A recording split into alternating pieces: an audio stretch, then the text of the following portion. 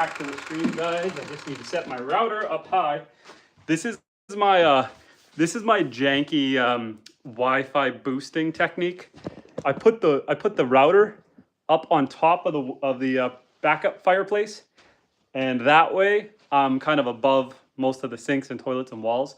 And that way, when we go out into the barn, we still have signal. I really should just get a range booster, a Wi-Fi booster, but this is the quick and easy janky setup that gets us by. So we are back. We're gonna hang out with the animals for a bit. We were checking out some houses for a little bit, looking at some design ideas, but I found it wasn't engaging enough. So we are going to take a break from that. I'll do that later, and let's just enjoy each other's company. We'll go see some of the animals.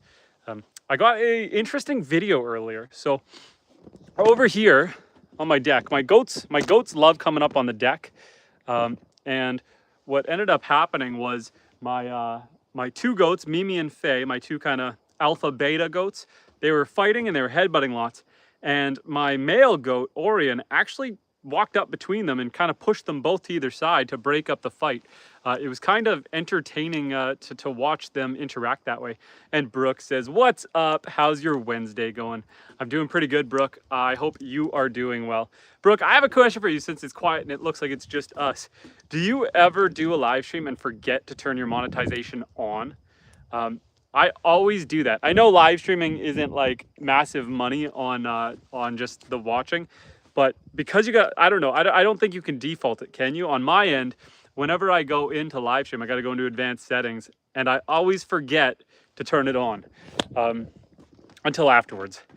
But just a quirky YouTube thing there. So we are out here. The goats and everyone, some of them are under the house because it's starting to rain a little bit, starting to drizzle. These guys are kind of enjoying the scrap wood pile. You know, I said this yesterday, I'll say it again. This area is a little bit of chaos.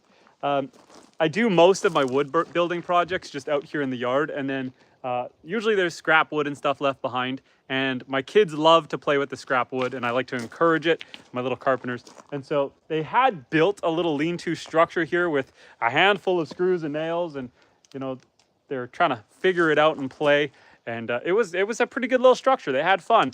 And then the goats decided to trample it. So they need to restart. So we need to have a little bit of a homeschool carpentry day where I can teach them how to secure this properly. So yeah.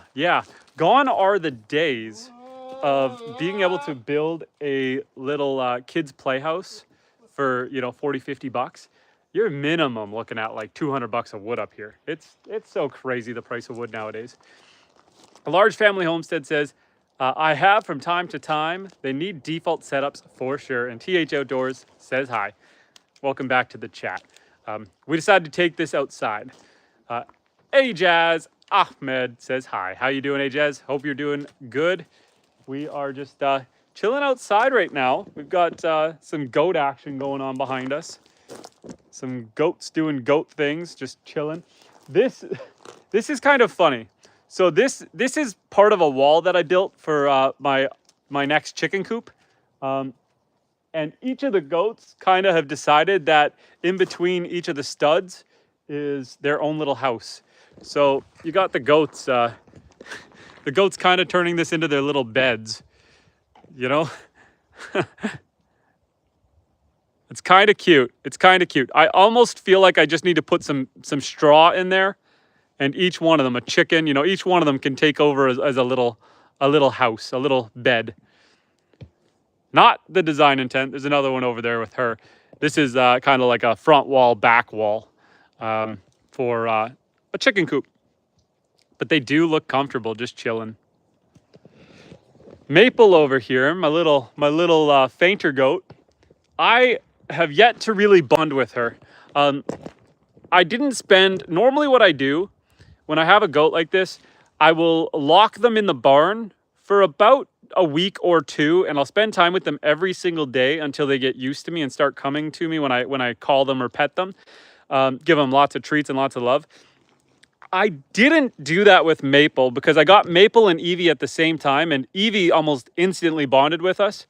And I want to say, I mean, every goat's different. They all have different personalities. I'm going to say the fainter goat in her makes her a little more skittish than a normal goat. But I didn't worry about her because she acclimatized to the herd really fast. And so she became really bonded with everyone else. So I let her out of the barn after maybe 4 or 5 days rather than the full 2 weeks. And because of that, if I go up to her, she tends to run away from me, and which is sad. That's the goat that I named. I named Maple. Maple instantaneously gets up, walks away. Maple, I'm gonna start getting you a treat. We're gonna start bonding every day until you love me. I will make her love me. We got a chicken over here tearing up the lawn, and Brooke said that looks comfortable. This chicken here is kind of nesting down in my lawn. They've dug a little hole out and are just kind of chilling in the dirt, having a little dirt bath.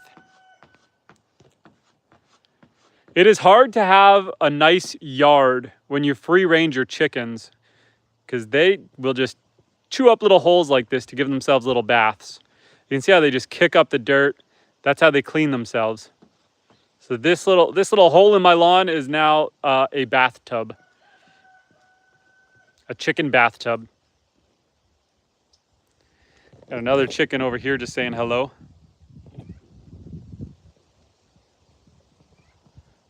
Encroaching on the bath time. Oh, don't be mean. Says you're clean enough, my turn.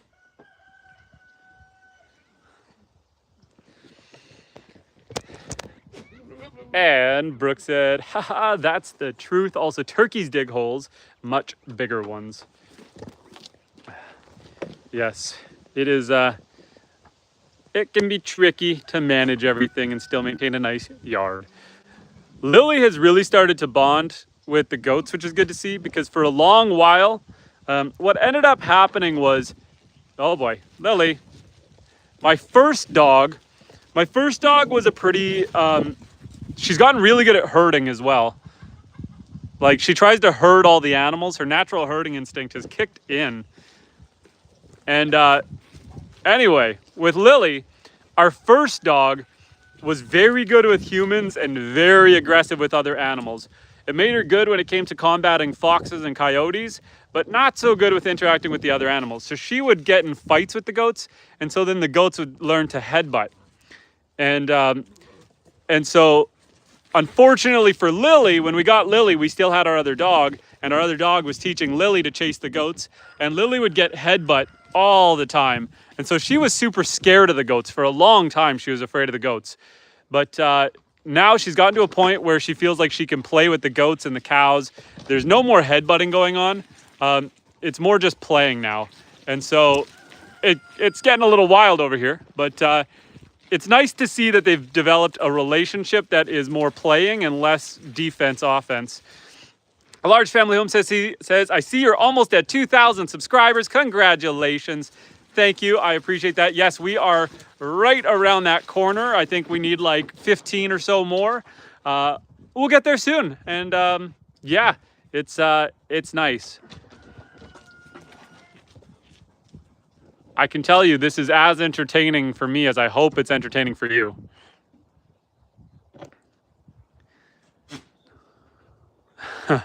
I think Lily is a little bit afraid of Faye. Faye was looking her down like, we ain't playing. I'm not playing that game. Here she goes. The little ones will play. Oh boy, poor Bast. Poor Bast. Bast got lifted up and thrown aside.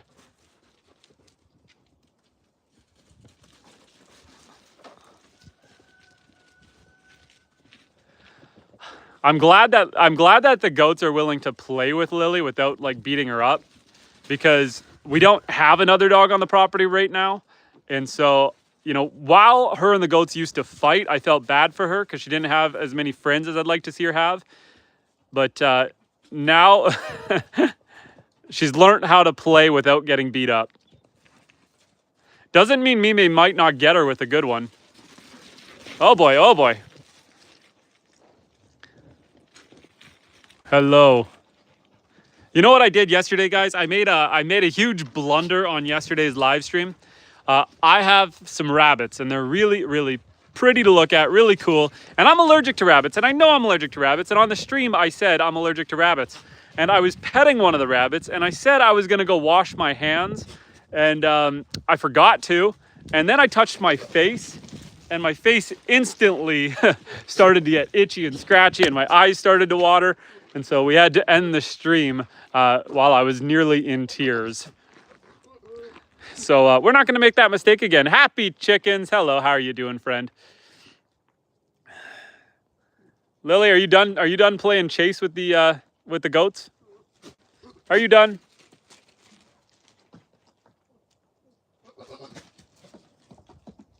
This weird behavior from this guy is courting. He's trying to court Faye. So this is our breeder, our boy, and he wants to have some love time with Faye, but she won't let him. And so this kind of hollering behind her ear and licking the back of her neck and being right beside her, this is his way of flirting. He's trying to flirt. And so, like most men, might be a little overbearing, but we will see. One day it might work. And Large Family Homestead said, oh man, I can't believe I missed that. It was a rookie move. But let me go show you the one rabbit that I was showing off. His name is Simba, and he's an absolute stud. I'm not going to pet him this time because we're not going to make that mistake twice. Are you going to go cut the grass? Are you going to go cut the grass, Elsa? The problem with the goats, that's like 300 bucks in damage. I'm going to have to replace that seat next year. Come on, goats. Come on. Anyway. Let's look at Simba over here. He's just lounging. Oh, I'm not going to touch you this time. You're not getting head pats. You're not getting head pats. But look at what a stud this guy is. He's a lop, meaning his one ear is lopsided, but he's got some lion's head in him. And you could just see that nice lion's mane all the way around him when he wants to stop grooming himself and wants to look at us. He is a little stud. Hello, big guy. Hello. Simba is the perfect name for him, straight from the Lion King. And hello, Matthew. How you doing? We started 12 minutes ago. We did a little bit. Oh, boy. Evie's trying to get in there. We got to close this because I got a goat trying to get in. But, yeah, he's a little stud. Hey. Hop down. Oh, boy. Oh, boy. They are athletic, I'll say that. Buddy, Faye's not interested. Just because you are doesn't mean she is. So anyway, homesteads. Little Elsa over here. And Bast. Bast, you got, these are some more thistles, Matthew. Thistles on his head. These are some bigger ones. Oh, come on, right here, these things. Stuck all over his forehead. I know. That doesn't feel great that I'm pulling these out, but I bet you'll be happier without those rubbing on your forehead. All I got is your best interest, Bast. And goats are hilarious. Poppy, welcome back, Poppy. Poppy says, love, enjoy your goats. And Matthew, darlings, please. And thank you, darlings. Love, enjoy your show. Thank you. These guys are goofballs. I have all my engineered wood that's got to go on here. So I've got some really, really nice high-end siding to go on the back of the barn. I'm going to cut and frame in a window up there. Probably 2 on each side of the main supporting beam. But yeah, I'll probably put in 2 windows up there. And then side the rest of the barn here. Make it look pretty. I know it looks pretty rough right now, but that was a salvage job. I salvaged the building. You can see where I cut the roof off. This line right across the top is where I cut the roof off. I had to cut the wall into several pieces. You can see the cuts down the wall. I had to cut it into several pieces to relocate the whole building. This was a project and a half. Oh, yes. And then on this side, see, I got to do the same thing on the other side. So I framed in, we call it a ladder, but I framed in this support along the roof to stop the roof from sagging because it was just plywood overhang. So the roof itself was sagging. I got to do the same thing on the other side, frame it in just to help support that roof for the snow load. But projects are coming along. Tommy, how you doing, Tommy? Poor little Bast over here. He's just covered in all these spiky little thistles.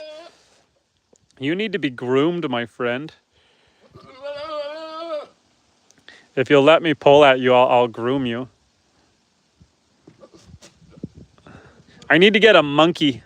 I need a monkey to do this for me. Eh? Will a monkey clean you up? Poor guy. You're all spiky. That's what happens when you let them free range and they go out into the tall bushes. Same with this guy. This guy's covered, but he's not gonna let me groom him like Bast will. Hey? You got a spike right on your forehead. She's not gonna accept you as her lover when you look like this. You need to get rid of all these spikies, buddy. You're just covered in thistles. Not you. You're good. And Large Family Homestead says, make sure y'all like and subscribe to My Wildlife if you want to keep seeing the goats and Homestead. And got to go. Hope you have an awesome Wednesday. Thanks for stopping by, Brooke. Take care and have a good day. And I don't know when exactly your vacation's coming up, but enjoy your vacation. Take some time to sit back and enjoy it when you go. And Poppy says, adds character to your farm, darling. Your gorgeous farmer bloke daddy's darling. XO. Maple. I need to spend a little more time with Maple because she is such a little scaredy goat. She just runs away. I need all the goats to be like Faye over here. Just accepting the head scratches. Oh, just accept the head scratch. Accept it. Just accept it. You know you like getting scratched behind the horns.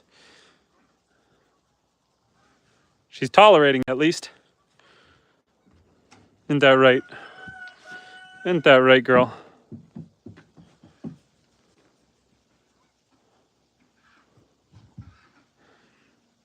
Callie, how you doing, Callie? Callie, I have I'm assuming, so on YouTube as a content creator, we are able to gift memberships to our channel. Thank you for the membership. But I think you don't get to pick who gets it. I think the algorithm decides based on who's contributing to the conversation, who's in here, who's chatting. And I think you can only do it from the desktop. I don't think I can do it from here while I'm live streaming vertical from a phone. Callie, do you know?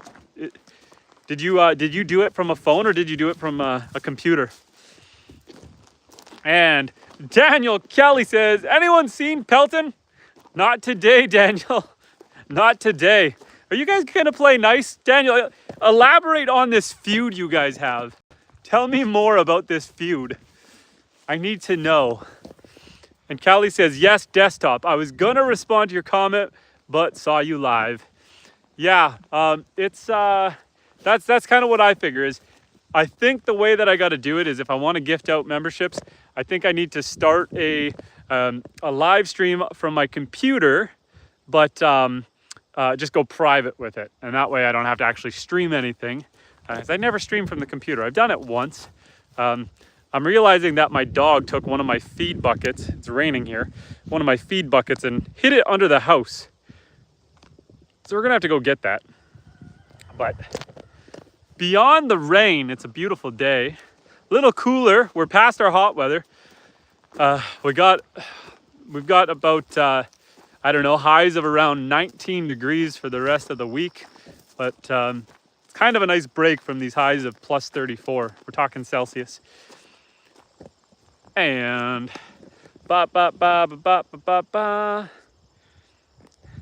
and you don't have to be streaming on a laptop. So you can, where do you go to gift memberships if you're not streaming? I don't see the option in my tab unless I'm streaming. I'm gonna have to look into this further, I think. And Matthew says, is it common when you hunt to strike the neck of a buck or and that the animal lose his blood in a couple of seconds? Matthew, this sounds like a Charlie Kirk question. No, you don't do neck shots, and you try not to do spinal shots. You don't even do head shots. When you are hunting, there is the quadrant behind the shoulder on an animal. Right behind the shoulder, that's similar to a human. You're aiming, you want them to be broadside, turn sideways to you. We're talking big game like moose, deer, elk, caribou. And you want to shoot behind the shoulder. If you shoot behind the shoulder, you're most likely to hit lungs and a heart, and those are fatal shots. When you spine an animal, it can be fatal, but it's painful and slow. And as a hunter, we do not go for painful, slow deaths. We go for as instant as possible. You would think a headshot makes sense, but there's a lot of the head that isn't lethal. If you try to do a headshot on a deer, they've got a big long nose. You could just break off their jaw. And yes, you're gonna kill them, but not right away. And so we go for behind the shoulder. When you are hunting, the spot you wanna hunt is behind the shoulder. And Callie says, you can be streaming from the phone, but use your computer to enter the live stream and do it. Okay, and Brooke says, you have to be streaming or video premiere, but you can gift them from any logged in device you are not streaming on. I have my mom drop them in the laptop while I am streaming from my phone. Okay, so I could start a live stream, sign in on my computer, and then do it. That's what we'll do. That's what we'll do. When I go to, maybe I'll do it right now. I'll do it when I end the stream. When I end the stream, I'll go onto before I end it, I'll go onto my computer, I'll join the live stream and gift out some memberships. So we will do that at the end. So hopefully the algorithm is kind to you people and gifts them your way. And Matthew says, that I know where you're supposed to hit, but I meant by accident. I don't believe that, I don't know.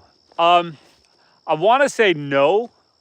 I want to say that the arteries on a deer are not like that of a human. I would say I would recommend avoiding a neck shot. Would it work? Yes. Do people sometimes do it? Yes, because on their neck is the spinal column, so you're likely to hit that. But the problem with doing that is you're causing them to basically drown to death rather than to just cut off, than to just straight up kill them. So I don't know. It's not for me. Lily just caught a mouse.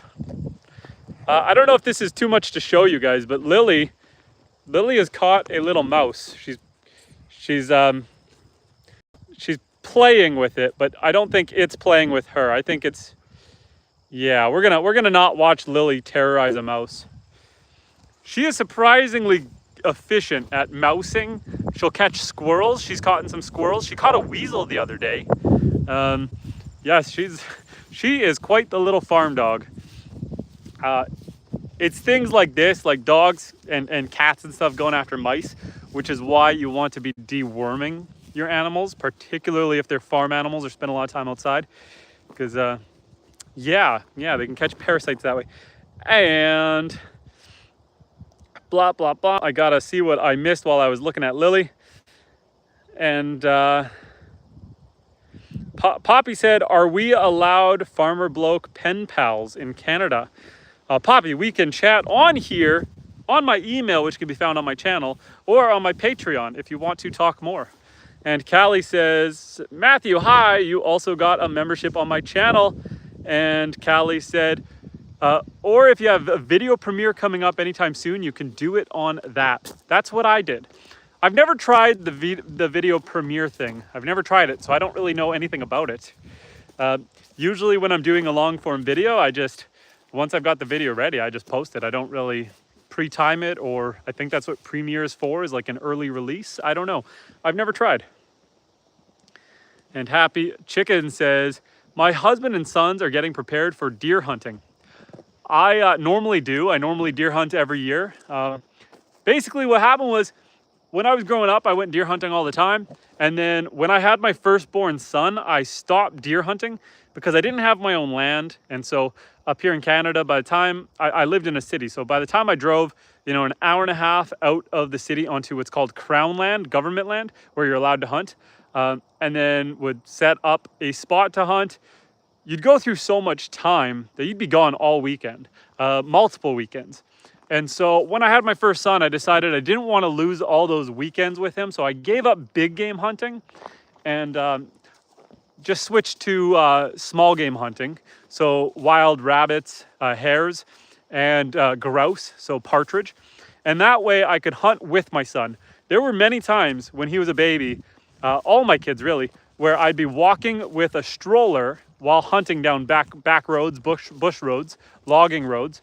And yeah, that's how I would hunt for a number of years. And so it wasn't until last year when we bought this property that I set up, well, we've had this property for 2 years, but I didn't hunt the first year. I was too busy doing renos. And so last year I hunted in the back fields and I caught 2 deer. And so I was planning to hunt again this year, but with having a spinal surgery, I decided it is a year to take it easy. So we're gonna skip on the deer hunting this year. If I'm lucky, I will be well enough and feeling good enough to do some duck hunting out on the lake here, but I probably won't do any deer hunting. And Large Family said, YouTube gives you 10 free a month. You have to send them in batches of 5. Okay, I'm actually got to go now. See you soon. And Peter said, hi. Callie said, you should do a premiere. I do them following my live streams, so I get more people there. Okay, that's interesting.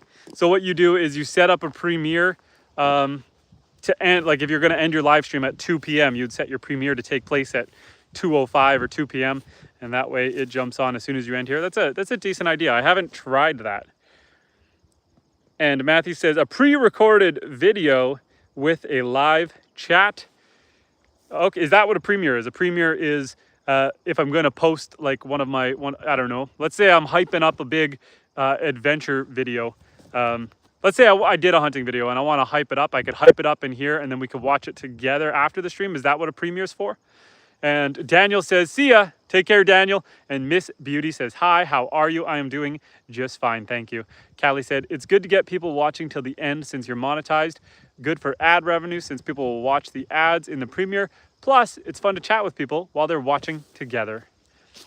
That's a good way to do it. Yeah, at some point, I'd like to develop more long form content. Right now I'd use my long form content mostly for guides and tutorials, but a couple of my aspirations for the YouTube channel is I'd like to eventually get into some forging, so making knives and arrowheads and stuff like that. So I think that, you know, that's stuff that I can do during a live stream, but also then doctor into a long form video. Obviously I do a lot of wood cutting and wood splitting with heating the house with firewood. So I can definitely do more videos around that. What else? Just general woodworking videos are kind of fun. I have this complex where I used to get paid to do digital art for people. This is kind of pre and early AI art days. I would use Procreate on my tablet and I would do logos and caricatures and designs for people on my tablet when I lived in the city. So before I started homesteading, I felt like I had too much free time and I didn't like wasting my time playing video games. So instead I would do little side hustles. There was actually a while where I did all of the audio for a YouTube channel. The people were not English speaking, and so I would do all of the voiceovers. I'd read their scripts for them for all their videos. So I actually made really good money doing that. I was making like $20 a YouTube video doing 3 a week, and it would take me about an hour per video. So I mean, it's not big money, it's $20 an hour, but for side hustle money, it wasn't bad. And then I would do art for people, some book covers, things like that. That, because I'm a perfectionist, that didn't pay as well. Like, let's say someone wanted to pay me $50 to do a book cover for them. I might spend 20 hours on that. And so we're talking like $2.50 an hour. But it's because I would go back and forth with them, spend a lot of time in the early design phase. I would send them a few different drafts, different styles. before going in and colorizing it and stuff like that. And so it would take a while to get to the final project. And yeah, I think the most I made on one was like $150 for a guy's book cover. But originally we had agreed to $50, but he ended up giving me a $100 tip at the end of it. So kudos to him. I did a couple album covers for some indie music developers. So I used to do a lot of art, but since I took over the homestead 2 years ago, I am so busy just being with the animals and taking care of the animals and doing all the little projects that got to go on at a homestead. And so I stopped doing the digital art side hustle. It was a lot of fun, but it was, you know, I don't know. This is more rewarding, just being out here with the animals and just enjoying time. And Poppy says, what is your name, please and thank you? My name is Justin. Nice to meet you. And Pablo, hello to my friend in Chile. Glad to see you here. And Happy Chicken says, I am not good at chatting. Happy, it comes with time. It comes with time. When I started doing live streams back in February of this year, before that, it took me a lot of nerve. Like, it took a lot to build up the nerve to come out here and live stream. I'm naturally a social person, and so just walking around chatting and talking is easy for me. But the first time, you know, it's like self-imposed stigma. I had a hard time building up the courage to actually get on here and do it. I didn't know what I could do to make it less awkward. So I started live streaming just splitting wood, just splitting firewood with the axe. I mean, I was already out here every day cutting firewood. So I thought, you know what, why not turn this into my live stream, or at least get my toes wet doing it this way. It's developed from being like a firewood splitting live stream into more of a homestead live stream where we're hanging out more with the animals or doing little barn builds or projects. But once my back is good enough again, I'm sure I will be splitting wood on the live stream. It's kind of a nice way to do it because I can, so like you see a lot of people doing crafts. This is kind of what I was going to get into when I was talking about the art. A good viable option for me would have been to do my art during live stream. There's lots of people who do that, and it's fun to watch. It's entertaining. The only problem with that is I've got, like, when I'm doing art that's being commissioned, someone's paying me to do the art. And so if I'm kind of already broadcasting it, I feel like I'm taking away some of the magic of the final piece. And then the other thing is, like, now I'm just too busy. I thought about doing wood whittling or stuff like that, but I find I want to be doing projects that are contributing to the homestead, and making little wooden carvings, not that contributing. So sitting here splitting firewood, for example, I'm out here showcasing some physical forte, and I'm producing heat for my house. So I feel like that's a viable live stream thing. And Poppy is sending out the flirtatious comments on live stream. And Callie says, you'll get used to it, you'll get used to it, Happy Chickens. Yes, Callie says, I'm not a people person, but after a while, you just get used to it. It is a lot easier the more you do it. I find I have a hard time. Sometimes my most successful live streams are like this, where we are having a back and forth conversation and I'm able to focus on you guys and read the chat. I find when hello, Pablo. Hola, Pablo. I find when I am doing something like fixing a generator or working on the ATV or you know, the transmission on the dang tractor that I've left broken down over there for way too long. When I'm doing a physical project, obviously you can't have much of a chat back and forth. It might still be entertaining for the viewers as you're showing them what you're working on and stuff, but it's kind of hard to keep that stream going and keep the pace up and make things entertaining. Callie and Happy Chickens, fun thing for you guys. Lily, come on, Lil. Lily, let's go, Lil. Come on. Come on. We're going to take her for a little walk. We're going to switch this to handheld as well. And so one of the fun things is I was watching, YouTube is creating a bunch of new stuff for us creators that's going to make life easier. So they launched recently the YouTube Create app, which is basically, it's a light version of CapCut. but for YouTube, all the features are free. They have no intent to turn it monetized.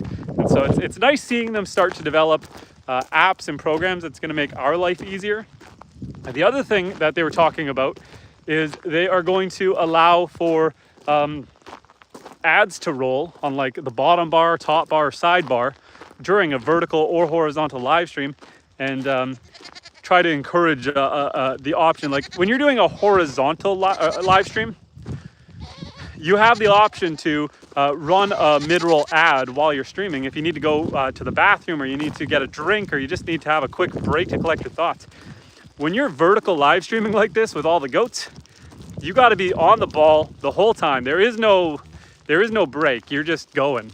And so I tend to do about 2.5 hour live streams, between 1.5 and 2.5 hours. I've done some mega ones, like I did a 6-hour live stream. But when you're doing a vertical live stream like this, you're not taking breaks.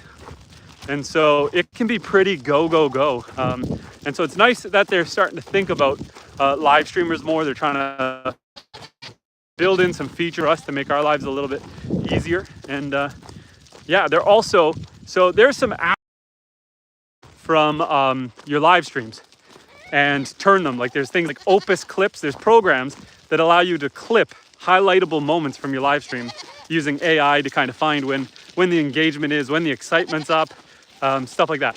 YouTube is working on bringing that into the YouTube app directly for creators, so that let's say we catch a moment where the goats are being extra rambunctious and we get a bunch of likes in the chat and we get a bunch of comments and stuff. YouTube will recognize that as a potential highlight moment, and it'll let you automatically clip that to reproduce it as a short without any of the editing hassle. So it's nice that they are working on those features. That's not out yet, but they're working on it. And so that's nice. We're gonna take these guys for a little walk down the road here. Come on, goats. Callie says, I've never heard of that. There is a YouTube channel by YouTube itself. I think it's something YouTube creator content, something like that. It's an actual YouTube channel, and they post these kind of updates for us. And it's nice to see that they are working on stuff. And Callie says, I've done a 6-hour live, but on my daughter's channel with her, and we try to do an all-nighter. I haven't, my goats are taking a quick break to clean up the shoulder of the road, so we'll stop for them for a second.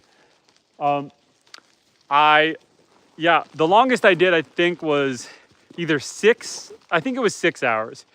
And it's hard. It's hard to stay on the ball for that long.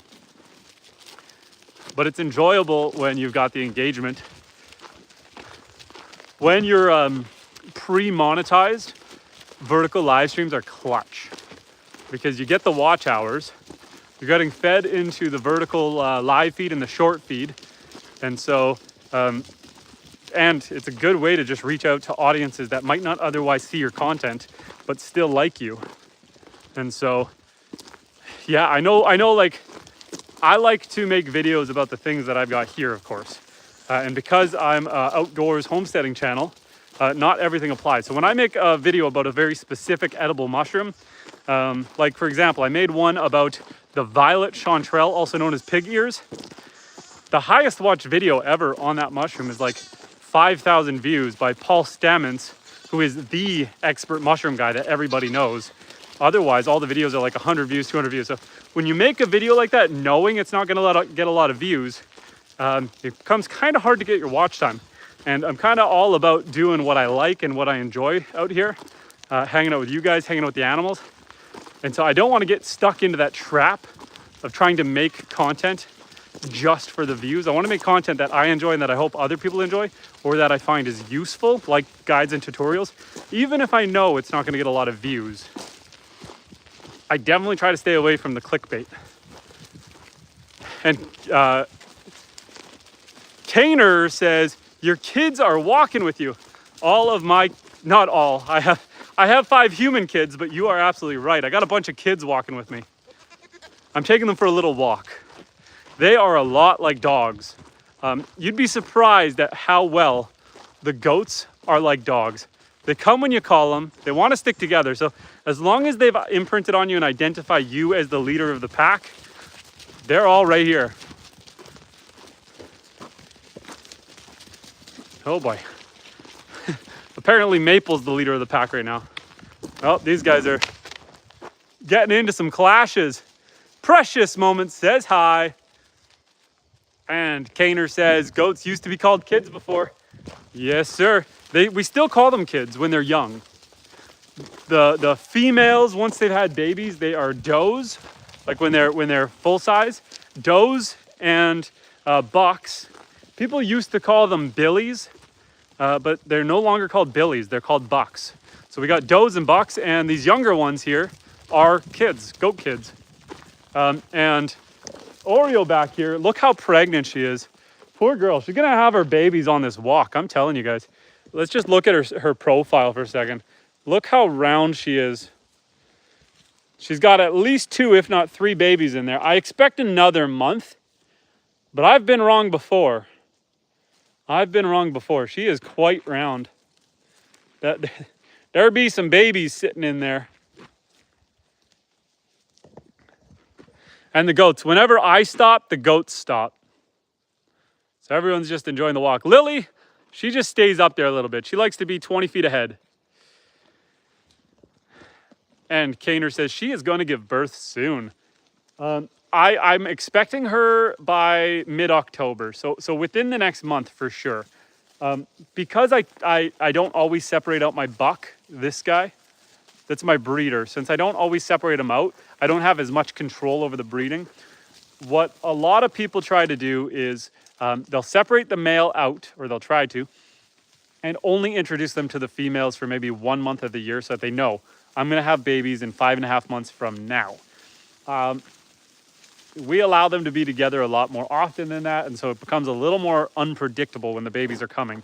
You have to start paying a lot more attention to them and keeping them, closer eye on them. What we do is when we get a little bit closer than this, we end up putting a baby monitor in the barn, and that way we can hear if they're giving birth, so that we can go out and assist.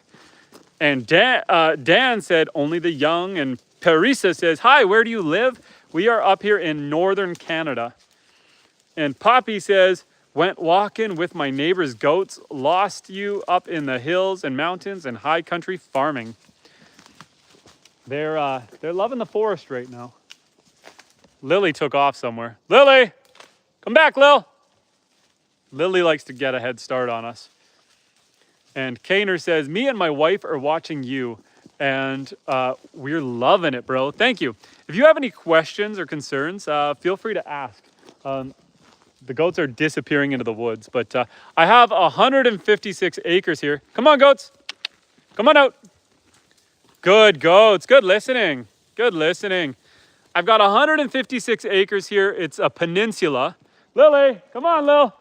We're turning around already. I know you wanted to go for a big walk, but I want to bring the goats back. I don't want the goats getting too far down this road. Hi, Lily. Oh boy, oh boy. So yeah, we're off grid. Got 156 acres, a homestead. I've got goats, rabbits, chickens, ducks, cows. I also had pigs. However, they went to freezer camp, and so we no longer have our pigs, although next year we plan to do year-round pigs. And so we'll start breeding them next year.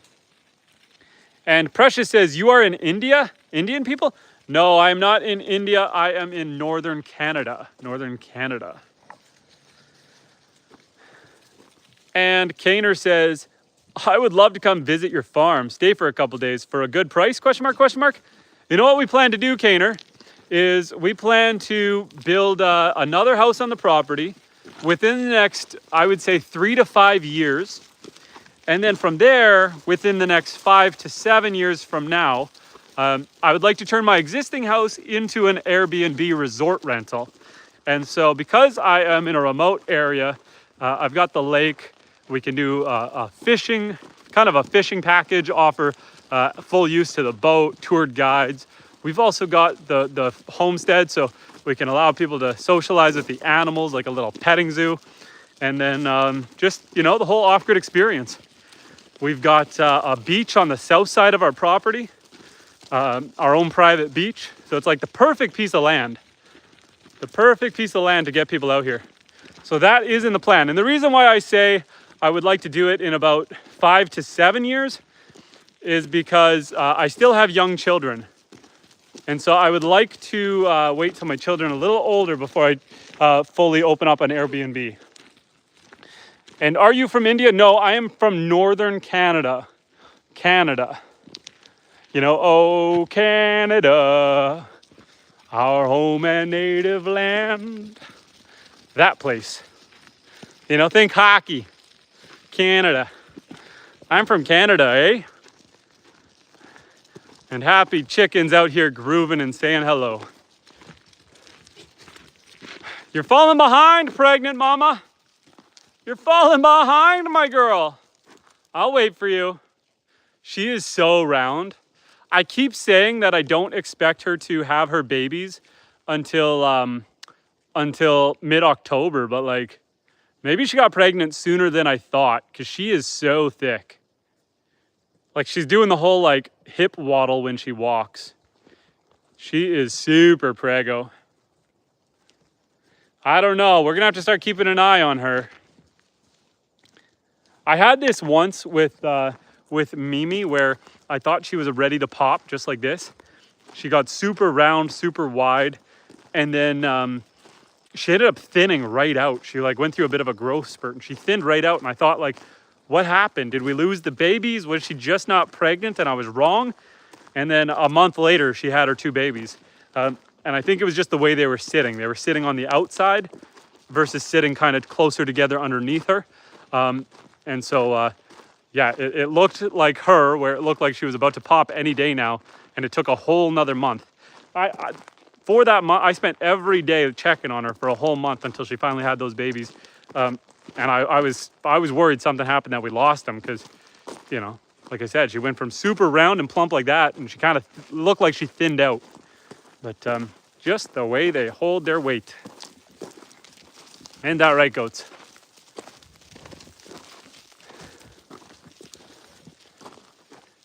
And Kaner says, happy chicken says, an October baby. And Kaner says, Halloween birthday.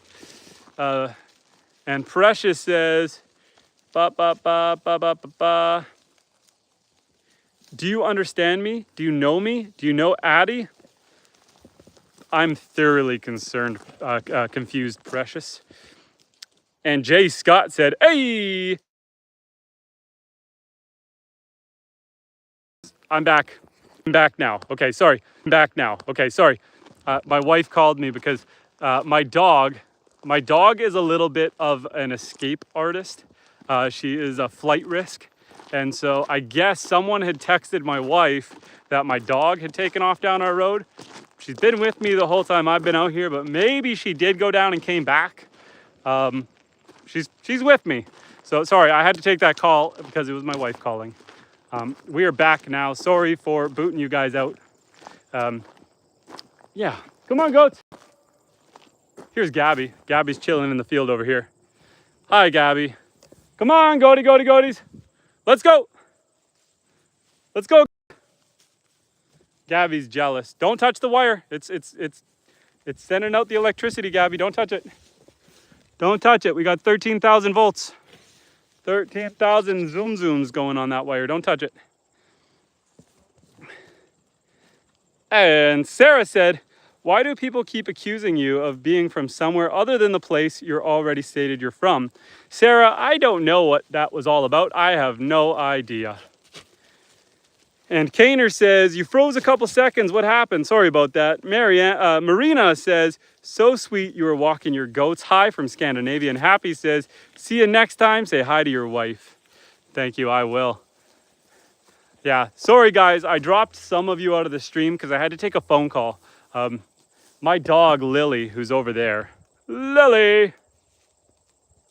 She's a bit of a flight risk. Lily tends to follow the car down the driveway. So when my wife took off, we put her on leash. Usually if I wait about 10 minutes and then take her off leash, she's good. But apparently someone said they saw her down towards the highway. She's been with me the whole time here, but maybe she did take off and come back. I don't know, but she's good, But I had to take the phone call just in case it was something serious.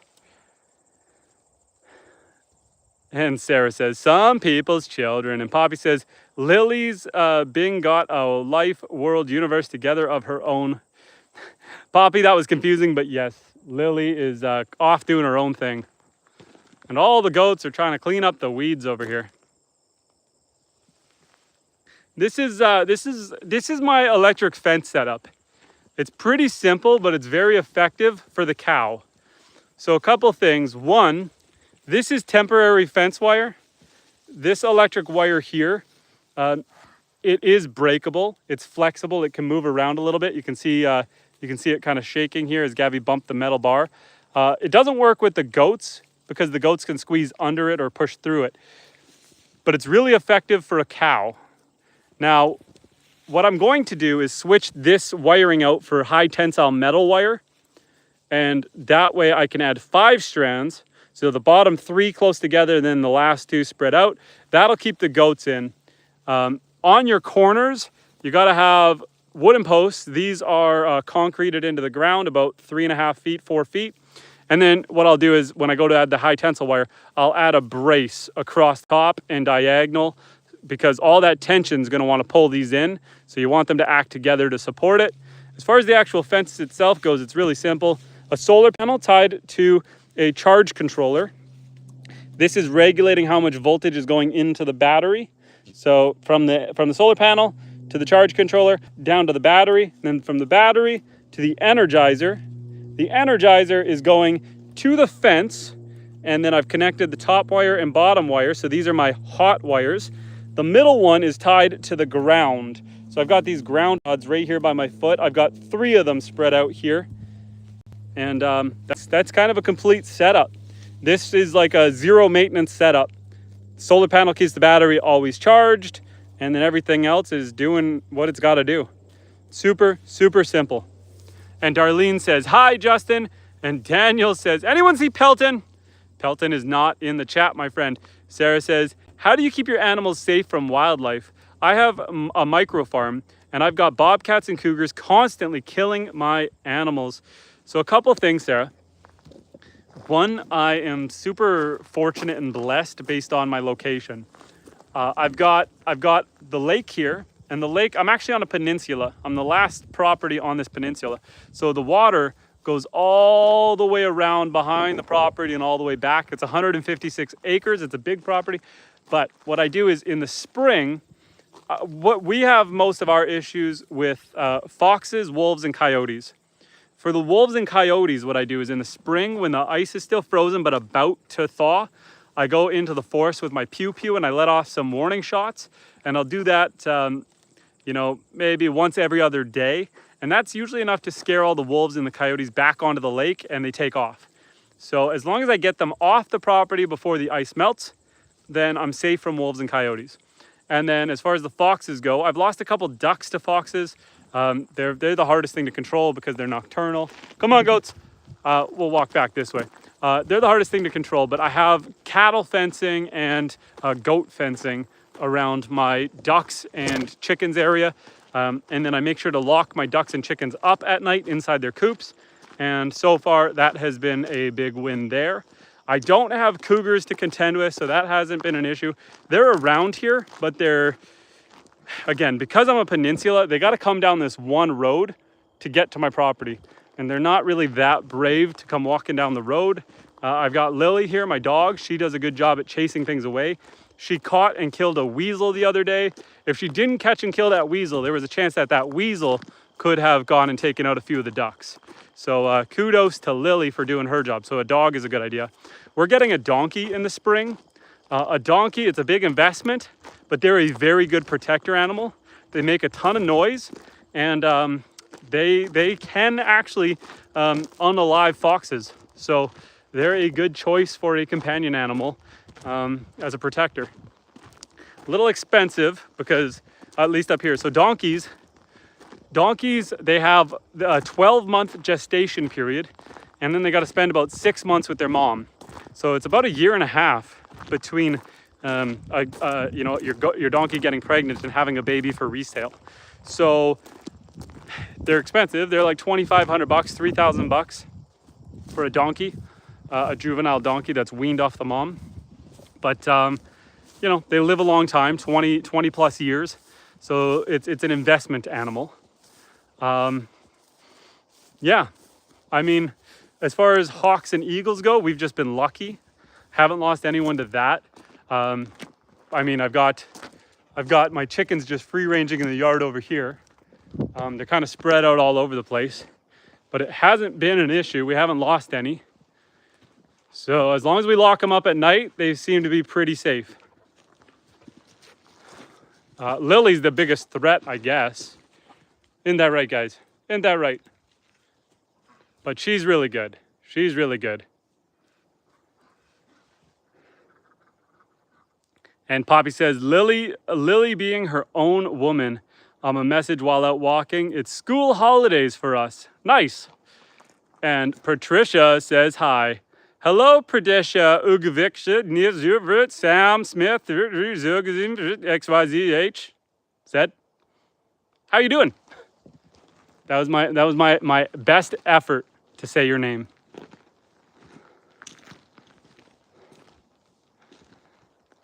We got all the ducks chilling over here.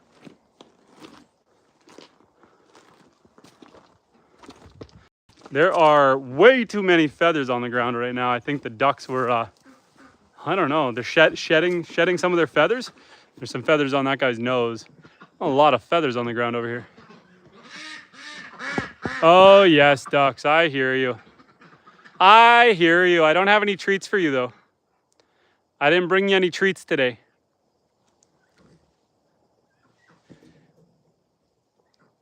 The ducks are all just doing their thing. So I've got the log cabin I built for the ducks, and this shelter over here for the chickens.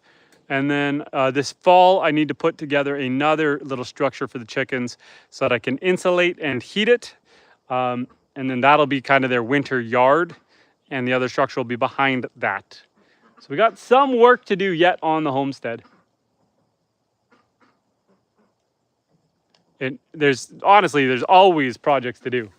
I had, we're at about just over 3 weeks now. 3 weeks ago, I had a spinal surgery. And so a lot of my projects are on hold. I've got all of my siding in for my barn here. So I just got to finish ripping down some of this siding and put the new siding up. I want to frame in 2 windows up top, that way. I want to frame 2 windows up there, so make that hole more appropriate, frame in a window, seal it up, and then side it. Again, I'm on light duty right now while I'm healing, so that will be a project for the back burner. Cara Lucy, how you doing? Welcome back to the chat. Gabby is doing fantastic. She is out in the field. We were just with her, but she's enjoying some nice grass hanging out somewhere in this backfield. I don't know where she went. She's missing in action currently with the goats.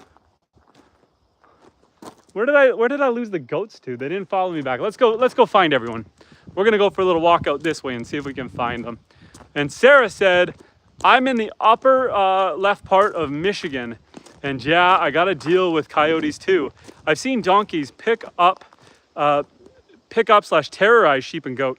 That they are supposed to have kept them safe though. That can happen. You're gonna have less problems with a Jill, a female, or with a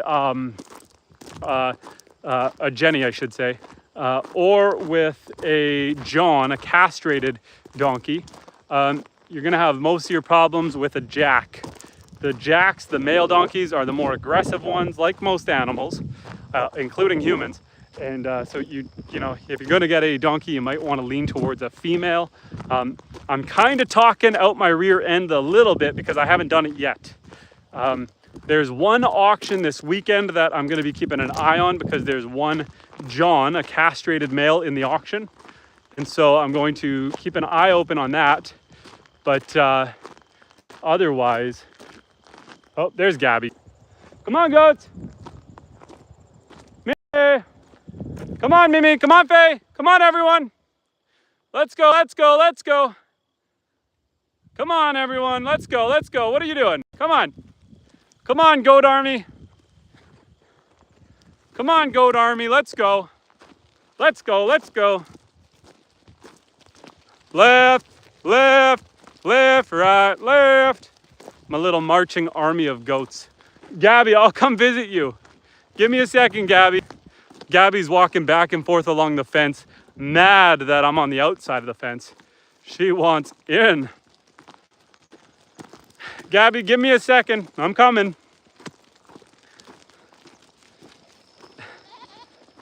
And Shawl Dog says, I'll get rid of those coyotes for you, hoss. Thank you for the offer, my friend. And Bojimo said, Deski Broki, Broko. And Kara said they are living their best life.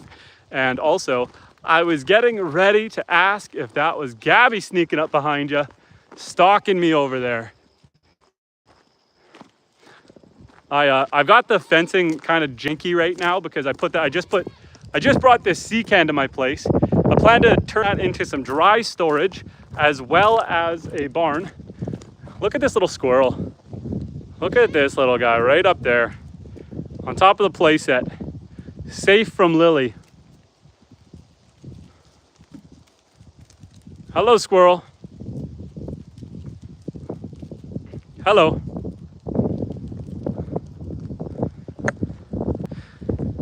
But yeah, Gabby's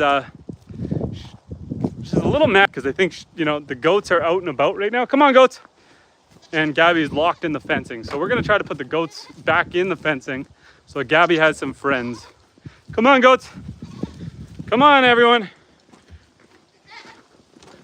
Look at this. I got all these apple slices in here for you guys. Come on.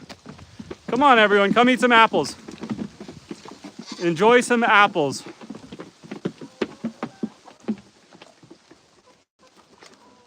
I think we just don't. Come on, Oreo. You're slow. Pregnant mama's slow to come in. Come on. Come on in. Come on in. It's okay. I don't want Evie getting out. Are you coming? I'm gonna leave you out there then. You wanna come in? Come on. Ah. Everyone's kind of crowding around the door, so I'm gonna leave Oreo out for a second while everyone else is enjoying their apples. And Cara says, oh, you have a pregnant goat as well? Goats are adorable the way they waddle when they're pregnant. Yes, she is pregnant, although she's not as pregnant. She's still got about 2 full months. So you can see her left side's bulged out where the baby would be. So she's still got 1.5 months to 2 months.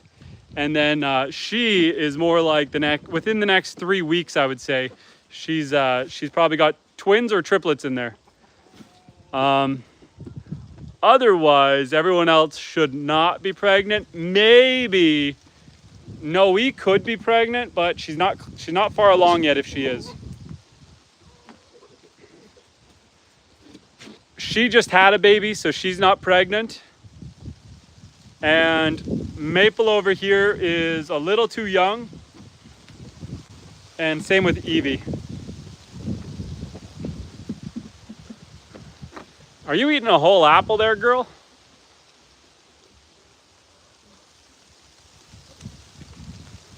So yeah, the goats are, oh, she's going off doing her own thing. She gave up.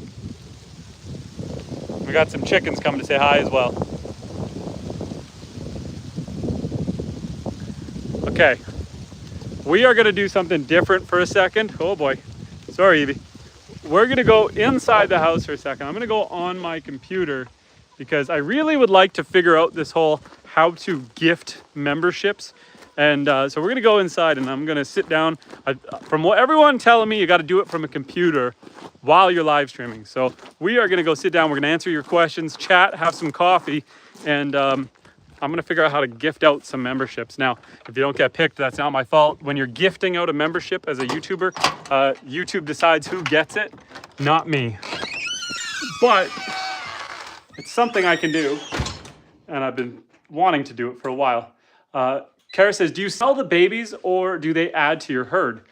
So I try to sell off the males. What I do is I castrate the boys and sell them. Unless someone specifically wants an intact male, most people want a castrated male.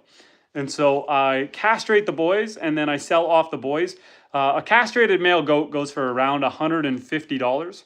And then the females, we will keep or trade for milk. And so we've only sold a handful. We've had about, what have we had? We've had, I think, 4 babies born on the homestead. I kept Bast, I kept my boy, and sold off the other 3.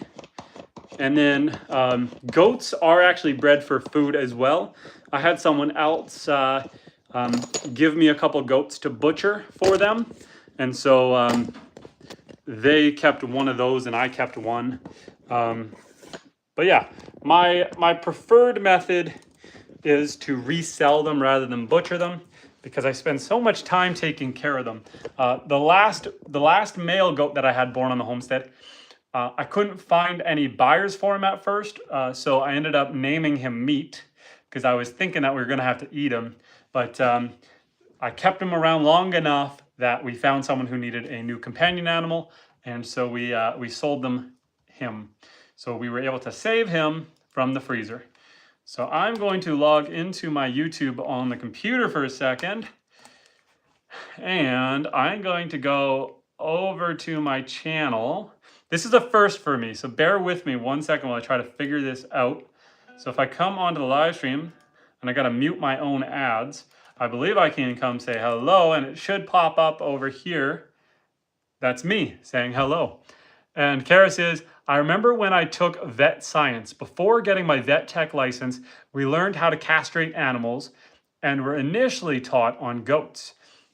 Kara, do you use the incision method, like the cutting method, or the rubber bands?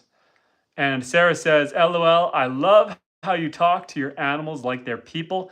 And my husband always says that I've lost my mind when I talk to my animals like that. At least I know I'm not alone in talking to my animals all the time, like they can talk back or something. It doesn't mean that you and I both haven't lost our mind. It is quite possible that we've both lost our mind. Here's the tough thing about being someone who's a hunter and a homesteader. I know that the animals build relationships with each other and they interact with each other. Now, as a Christian, I can justify hunting and butchering animals based on, the whole purpose of the animal being here and providing food for us. But when you see them interact and have families and friends and a hierarchy and a pecking order, it can be tough. Now, my bull cow, I raised him. He was supposed to be my breeder. I was going to be using him as a breeder. And so I bottle fed him. His mom died when he was born. And so when I got him, I had to bottle feed him. And so, when you get a fresh cow and they're like 60 pounds, they're like a dog, and you're bottle feeding them every day and they're getting bigger and you're taking good care of them, treating them like a puppy. It can be hard to then go and butcher that animal, to unalive it and butcher it. But my bull cow tried to kill me. And so it was a lot easier to butcher him, to have him butchered after he tried to kill me. There was no regrets. Let me see what I got to click here. I believe I go like this and send 5 now. And 5 memberships were gifted. Freshly Wild received a membership. Taz the Bulldog, the Swiss Vapor, Kermudge in, Mimia, and we're going to do another set of 5. Send 5 more now. And let's see who gets chosen. Mr. Spoof, Manpreet, Ryan, Daniel, and Ryan Beechner. There are our 10 free memberships gifted for the year. Or the month, I should say. The month. Like I said, I don't get to pick who gets those. It's based on how long they've been subscribed, maybe chat messages back and forth, how much interactions we've had, and YouTube decides who is selected for members. But congratulations to everyone who just got selected. It's a fun little feature. that is out here. Basically, the only things that I think it allows different is you get these custom emojis like this that are about to pop up. So you get access to some of the custom emojis. And what I'll probably end up doing with members is when I launch a new video, a long form video, I'll probably do members first, just so that they get the first couple days access before it goes live. But yeah, it's just a fun little thing. Now those people have green names and they can use the goat and the duck emoji. Yeah, anyone else have anything fun or exciting they want to talk about? It is very weird seeing myself on the screen at the same time. I'm over here talking to myself. But yeah. I think we are going to, we'll stream for another 5 minutes, maybe 10. We'll go for 10 more minutes. I'm going to make a coffee. We'll stay live for 10 more minutes, and then we can chit chat, patty whack, give a dog a bone. Let me turn the kettle on. I believe there's enough water in there, question mark, question. No, we got to add some water before we burn the house down. One of my favorite things to do in the winter, so I heat my house exclusively with wood, and I absolutely adore the wood stove. Just over here, I've got my wood stove. Don't mind the laundry I got to fold, but I got my wood stove. And what I do is I put my kettle directly on the wood stove, and I always have boiling hot water. And so whenever I want to make a coffee, I'm just using instant coffee because I'm lazy that way. But whenever I want to make a coffee, I always have access to hot water. And what's a kettle? What's a water? Well, my friend, this is a kettle. And inside is the water. Are you making fun of my accent? Are you making fun of my words? And Sarah said, how do you speak to text? I don't know why it said credit. I got critters. Sarah had said before that, well, thanks for answering my questions. I got critters I got to go deal with now, though. Have a great day, y'all. Take care. I see that. I know the autocorrect on text is sometimes fantastic and sometimes terrible. Have fun and enjoy the rest of your day. And Poppy says, thank you for the surprise gift. Now, how do we send them back, please? And thank you. So those gifted memberships went out to random people.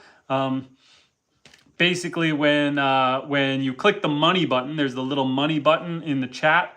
That gives you the option to send super stickers, super chats, or to buy a membership or gift a membership.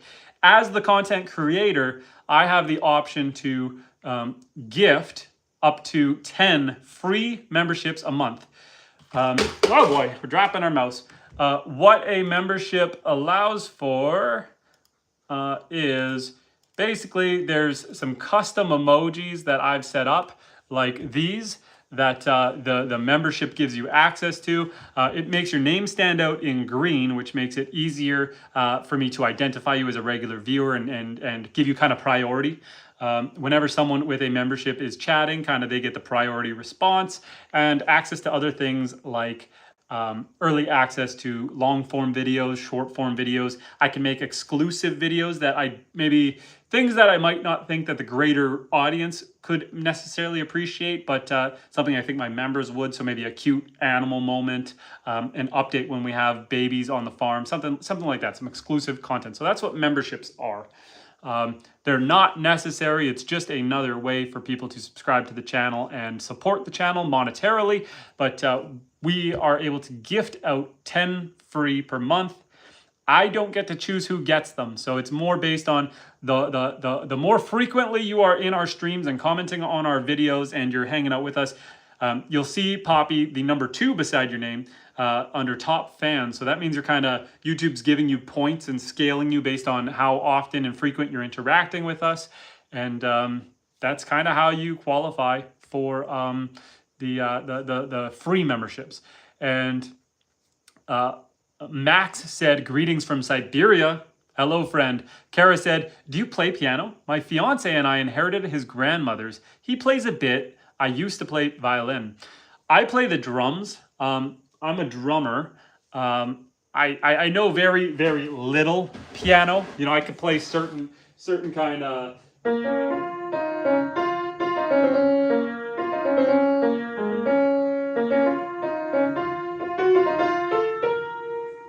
I can play some riffs on there. I can play certain songs, but it's my wife and my oldest son are the better pianists. They're the ones who can play on the piano. I've always been a drummer. Took professional drum lessons for a long time with a professional drummer, and played in a number of bands and bars. So my thing is the drums. I don't have my drum kit set up in my house. When I moved here, this house here is much, much smaller than my last house. And so I ended up putting my drum kit away in storage until we build the next house. When we build the next house, I will definitely have a space set up for my drums. But for now, I just have a hand drum, a djembe, and a box drum, and some sort of little thingy-mabobber that kind of works. Maybe, oh boy, maybe for my birthday or Christmas, I'll ask my wife for a drum pad, just a little pad for the drums. But yeah, for now the drum kit is in storage. And SD Edits says, do you know BTS 5? Will you play slow dancing? On the piano? I am not a piano live streamer. The piano is just there because my house is small and I'm in the kitchen right now. I cannot play songs on the piano based on request. That's not my forte. My son has been learning, what's that song called? Is it Heat Waves? My son has been learning Heat Waves. He likes that song. But otherwise, you're going to get a lot of, oh, when the saints, oh, when the saints, oh, when the saints go marching in. You're going to get a lot of that. And Kara said, I taught myself guitar when I was really young, then took orchestra in school. I've always wanted to learn to play the drums, but a violin is much easier to transport and play. When I first started playing the drums, I had a acoustic kit, a traditional drum kit, and it was awful to transport. Because anytime I wanted to play at a bar or at a venue, a gig, with my full drum kit, I had to bring like 5 different types of drumsticks, because the way the sound would resonate in a room, you'd have some drumsticks that were going to be like bamboo, some that were going to have like a brush head, some that were going to be thicker, heavier. And so not knowing the setup and how loud it was going to be, I'd have to bring everything. I'd bring a plexiglass shield just in case I needed to dampen myself. I'd bring a mic set in case I needed to enhance the volume. I'd have some pillows that I'd put in the drum heads if I needed to. And I'd have to go to a venue. Like if I was playing a performance on stage, I'd have to go like 2 hours ahead of time. It would take about an hour to set up, about an hour to sound test before we were ready to do kind of just our beforehand performance. But then eventually, the other thing is I'd have to rent a truck or borrow a truck. I didn't have a truck, I had a car. And so to try to transport my drums was awful. So then when, I don't know, I got a little more older, a little more serious, I actually switched to a electric drum kit. And as much as the cymbals and certain things didn't sound maybe as crisp or clean, and you couldn't do quite as much on an electric kit as you could with an acoustic, I could take my drum kit down and fit it in a suitcase in the trunk of my car, and I could tie into the sound system. So doing the sound check was way faster. I could just plug into the PA system that everyone else was hooked into and then adjust my volume up or down. One set of drumsticks, everything in the drum kit came in, it was so much nicer, so much simpler. Violin is a beautiful instrument. I would love for one of my children to learn it, but I want to wait until my kids are a little older to start playing violin, because when you start, it can be a very screechy and hard to listen to instrument. And so I want to wait. I've got guitars and ukuleles for each of my kids, and then of course the piano and access to my hand drums. So we've got a bunch of musical instruments, but a violin is something I would like for the kids to learn one day. And Kara said, a violin is pretty simple. You've got the violin, bow, resin, sometimes extra cords in case they break, and all of that fits in its little case. And Kara said, "Oh, yes, I was looking back. I feel sorry for my parents' ears when I was learning." And Poppy says, "Thank you for sharing and explaining everything about those surprise gifts, Justin. You are welcome, Poppy. No problem at all." And Screamy says, "Hi from Ukraine. I hope it is safe where you are, my friend. I hope you are doing well and are staying safe." Yeah, the piano is a generally nice instrument. It could be a little repetitive when I'm listening to my kids practice, but the piano in general sounds pretty nice. Someone who's just rip roaring on a drum kit or guitar or a violin, it can be kind of hard on the ears. But the piano, it's a nice instrument. This one here, this particular piano here is over 100 years old. My grandfather-in-law had salvaged it from a church that was being decommissioned, and so it's been in my wife's family forever. And then we inherited it. And I like that it is just a stand-up piano because I have a smaller house, a smaller space, and so it takes up less room and fits into the decor. My coffee is hotter than fire right now, but we're gonna sip it anyway. Yeah, what else can we talk about? What else? I'm in the process of designing my next house, and I've gone through a number of design iterations. I've drawn out several different floor plans on several different pieces of paper. I did my first draft of the design on the computer, and then my computer, I don't know what happened. So my computer is through my business, and I've got an IT department that I'm connected to. And I think because I was off the network when they tried to push an update, my entire computer got wiped. And so I had to send it in, mail it away. They fixed it and sent it back to me, but I lost all of my programs and most of my files. So I was pretty close to done the design of my house, and it got wiped. So the lesson there is to save the files on a flash drive, so that you don't have to start over every time. But I'm pretty proficient on the design software, and so it won't take me that long to redesign it and get it back up and in there. I had a pretty good, I was using a lot of standard size dimensions for the bedrooms and bathrooms and stuff, so it'll be pretty quick to redesign it, but it's something I gotta do at some point here. The plan is, with the next house we're gonna build on this property, I have this lovely hill facing down to the lake, and because I'm off grid, I want to build the house into the hill so that we have a walkout basement. The basement level will be where all the bedrooms are, and that way I can utilize geothermal properties so that in the summer, the earth will naturally cool the bedrooms down, and in the winter, it will warm them up. And so that is the plan for the lower level, a walkout towards the lake. And then the upper level will be where I have the wood stove, and your kitchen, your living area, a homeschool, because we homeschool our children, and that'll be the main kind of living area. Cathedral ceilings overlooking the lake with a loft in the back side. I plan to put in a spiraling staircase in the back corner. I've got kind of everything worked out. I just need to go and redo the dang design. And Kara says, designing your own house can be fun. My brother is in the middle of having his house built. He keeps joking his imagination was wider than his pockets. It gets expensive. It does. It does. I'm trying to budget the house for around $500,000, 500,000. It's going to be hard to keep it under that, though. There's a chance I got to go over. So I've made about 4 different designs, trying out different sizes, different layouts. I've had some where it was ground level with a second floor, some that are ranch style. I'm gonna do an outside wood boiler for the house. So what I'll do is in-floor heating using liquid, and that'll be heated by an outside wood boiler.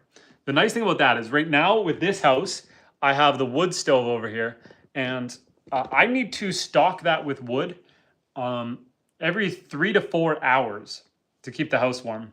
And so that is a lot of work. You're cutting a lot of wood.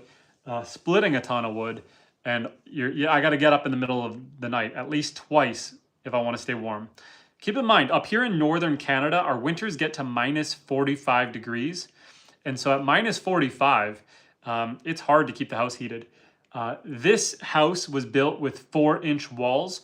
And so, because it was a seasonal cabin.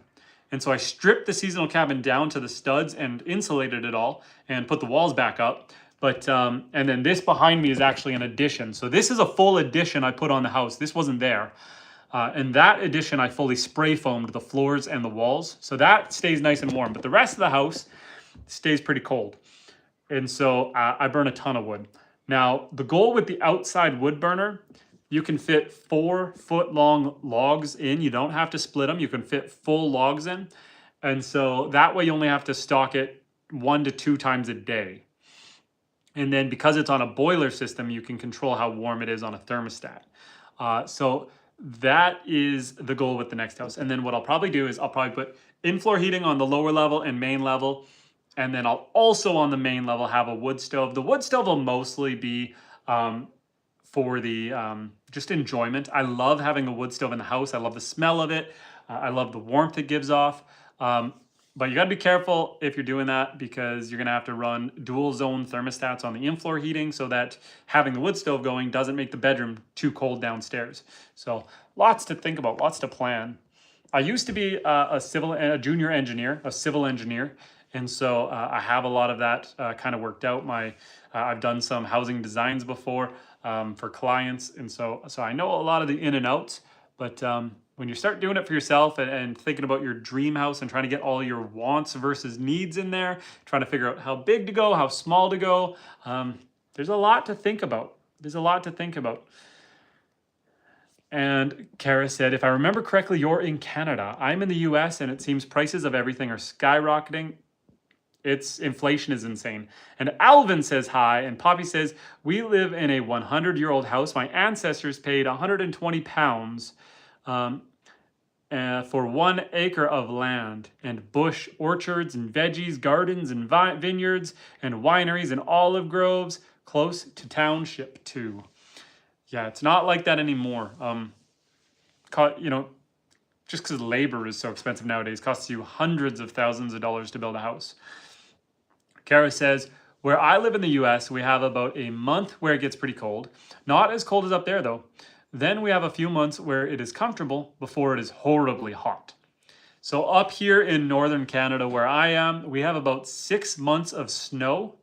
We have about 3 weeks of minus 45. I would say our average winter temperature is around minus 20 to minus 25 Celsius, which, let me do a quick conversion on the computer, minus 20 C to F. Minus 30 is around minus 22. Let's go minus 20. So minus 4. So I would say most of our winter is around minus 4 Fahrenheit with a couple weeks at minus 45 Fahrenheit. And that's about 6 months of the year. There's snow on the ground. So it's chilly up here. It's chilly. I go through about 10 cords of wood to make it through the winter. A cord of wood, that's a measurement, C-O-R-D. 1 cord of wood is about stacked, 4 feet wide, 4 feet tall, 8 feet long. Now imagine 10 of those. That's how much I have to cut and split before winter every year. Dry wood. And Kara said, I think our average temperature is about 10 degrees Fahrenheit. And 10 Reg says 10. Wowza. I don't know what our average temperature is. I would say our average winter temperature is probably, though, that minus, probably 0 Fahrenheit to minus 4 Fahrenheit. Right in that ballpark is our average winter temperature. But we get down to, well, just last weekend, not the weekend that just happened, but 2 weekends ago, we were sitting around 34 degrees Fahrenheit already, and it's September.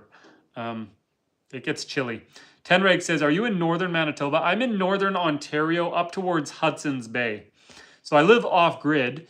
I have 156 acres. It's a peninsula. And so I've got the lake, which is over there, all the way around my entire property. I've got my farm fields. Tenreg, if you were here a little earlier, we have goats, cows, chickens, ducks, rabbits. I had pigs, but we butchered them. We're getting donkeys. We're getting more cows. We're getting more pigs soon. And so, yeah, quite the little homestead.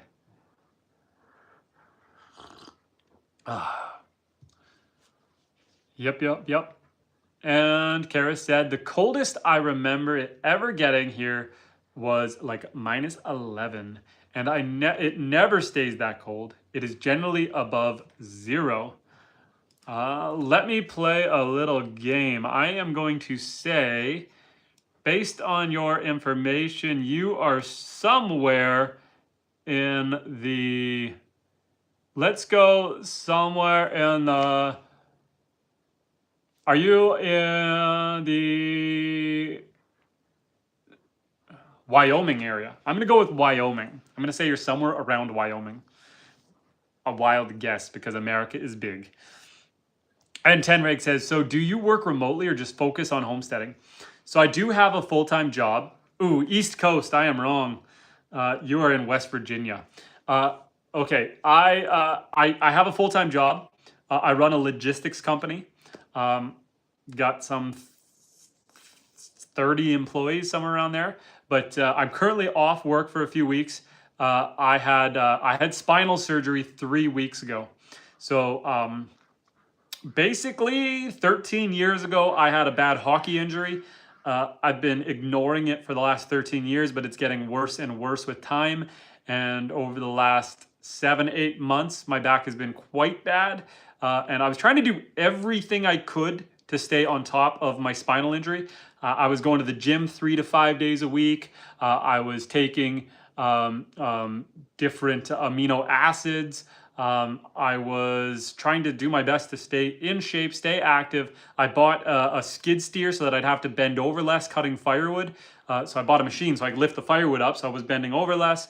I was trying to do everything I could to stay ahead of it, and my back still blew out on me. I lost feeling to my right leg. It completely cut off my L5 nerve, and so I had to have an emergency discectomy, which means they came in and they cut the disc out of my back that was pressing on that nerve. They took about 20 to 30% of that disc out, and so I'm at home healing right now. So it's kind of... I can't bend, lift, or twist for another 3 weeks. So it's a lot of just light walking, light moving around, sitting, lying down, and relying heavily on my wife. And your quantum reality says, work on your stomach. That will really help your back. I don't know how I would achieve that position. Set my laptop down at the end of the desk and lie Superman style typing. I don't know about that. And lying on my stomach and with my arms up is a physiotherapy exercise I am told to do. So you're not wrong, but it would be hilarious to walk into someone's office and see them Superman on the desk. And Tenreg says, bad back plus homestead equals not a good combo. Strong back in the lifestyle is very important. Yes. This is one thing I reiterate all the time on live stream. So I don't do this alone. I'm with my wife and my 5 children. And you really need to, if you want to get into this lifestyle and you want to get a little bit above small animals, like if you wanted to just do rabbits or just do ducks or chickens, you can do that independently and you'll do quite well.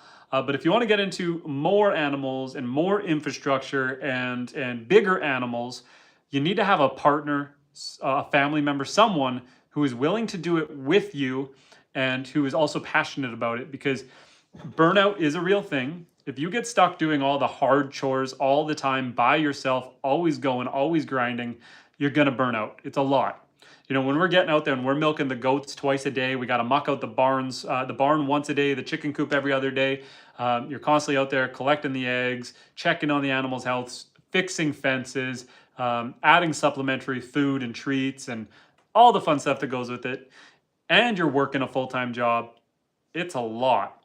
It's fun, but it's a lot. And so you have to have someone you can rely on to help you, especially when you're sick, when you're injured. It's nice to have someone you can trust and rely on. My wife has been a rock star.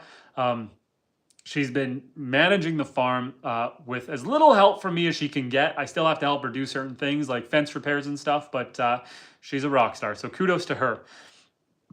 And Kara said, I've been doing my family history, and I recently learned that I'm related to Gordie Howe, apparently. He was a big hockey player, although I had never heard of him. And your quantum reality says, I mean, exercise your stomach, not literally work on your stomach. Come on, Quantum. I want to see someone at their desk, Superman. That was part of my struggles was with my bad back. I was going to the gym lots, but I had a hard time really working my core. What I could do with my core was I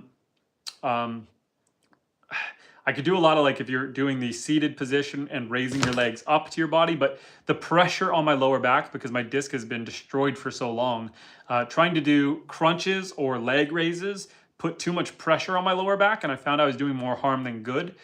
Planks worked. What do you call them? Not avalanche climbers, cliff climbers. Cliff climbers, is that right? Where you're in a leaned position and you're raising your legs up towards you. That's a good one. Doing kettlebell exercises like bent sideways, those were good. But I had a hard time really. I knew I had to fix my core, but it was hard to do so with a bad back. I was doing a lot of running. I found that was good. That loosened my back. Fun, kind of interesting thing was before my back fully blew out on me, I was running lots. I was running for about 1.5 miles at a time, up to 2 miles. I could do 8-minute miles, so I was setting an 8-minute pace. I was running fairly fast, fairly long. I was doing really well. Running was going really well. And then the weekend, like 3 days before my back blew out, I was running on the treadmill. My back was feeling really pinched. And normally when my back was feeling pinched, if I started slow and just started building up my pace, it would unpinch and I could work through it and I'd be okay for the run. But I just couldn't get through it. And I tried to get through it and my legs both started going numb. And so I stopped running and I just went to doing weights. 3 days later, my back fully blew out on me. So, cheers. So now I've got a scar about this big on my back where they went in and cut out my disc. And Tenreg had asked, are your children homeschooled? Yes, Tenreg, my children are homeschooled. We do homeschooling here on the homestead. And Kara said, and you were close with your guest. I am in Virginia. So I said West Virginia. That's pretty close. That's about as close as you can get without getting, I was only off by one word. And Dover said, I'm related to Ed Gein. Fun fact. I don't know who Ed Gein is, but we're going to Google it, assuming I didn't just say a bad word when played slowly. Infamous unaliver. Cheers, Dover. That is a fun fact. And Kara said, that is interesting at Dover. The most famous person I'm related to is Edgar Allan Poe. I was excited about that. And Make Stuff We says hi. How you doing, Make Stuff? I hope you are having a fantastic day. For anyone watching, including you, Make Stuff, if you guys have a YouTube channel as well, feel free to use this platform to give yourself a shout out. Tell us a little bit about it. I assume with a name like Make Stuff We that you have a YouTube channel, so feel free to use this chat for a little self-promotion. I am so okay with that. And I love building relationships with people on here. I have a lot of good relationships. I go back and forth on Patreon and on email with a bunch of creators. And it's fun to get to know other people and have these back and forth relationships. So if you are a creator watching me, let us know. Let us hear about it. And Kara said, hopefully your recovery time isn't too terribly long. So here's the nice thing, Kara. They told me I'd be basically bedridden for 6 weeks. The goal was that by the end of 6 weeks, I should be able to be up and about for a half hour at a time. I've been feeling pretty good since day number 3. I would say day 3. The first 2 days were rough. Come day 3, I felt pretty good. I stopped taking painkillers on day 3, so I felt fantastic. As you can see by the live stream, we've been 99 minutes up and about and sitting and walking and moving. The recovery is going really well. Every once in a while, my spine reminds me that I'm doing a little too much. You know, after a live stream like this, I'll probably have to go lie down for an hour, but I'm feeling good. So all things considering, we are doing well. And Your Quantum Reality says, sorry to hear about your back. I know it's painful. I've been dealing with it for many years. Thankfully, with this surgery, my everyday pain is like gone. I have a little bit of muscle pain right now, just from them cutting it and stuff. But that tight pain in the middle of my back is mostly all gone, which is fantastic. I mean, I've had that pain for 13 years, bad for the last 8 months. And I've had periods of time where my disc is bulged and he couldn't walk for a few days here and there. But the pain has been gone. So we're at week 3 and I feel really good. So cheers to modern surgeons.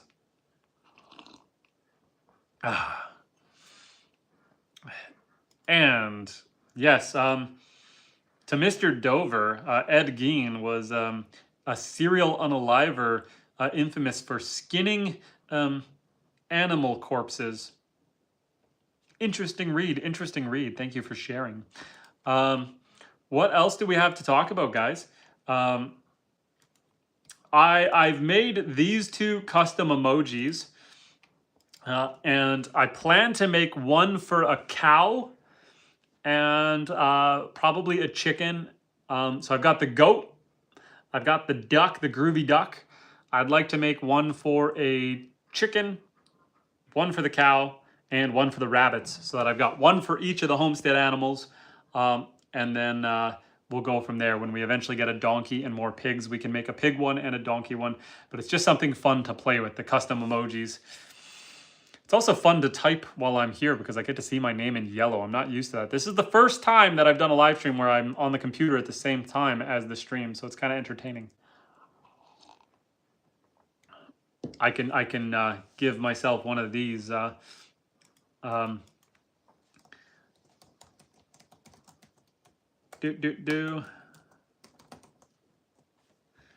I could type.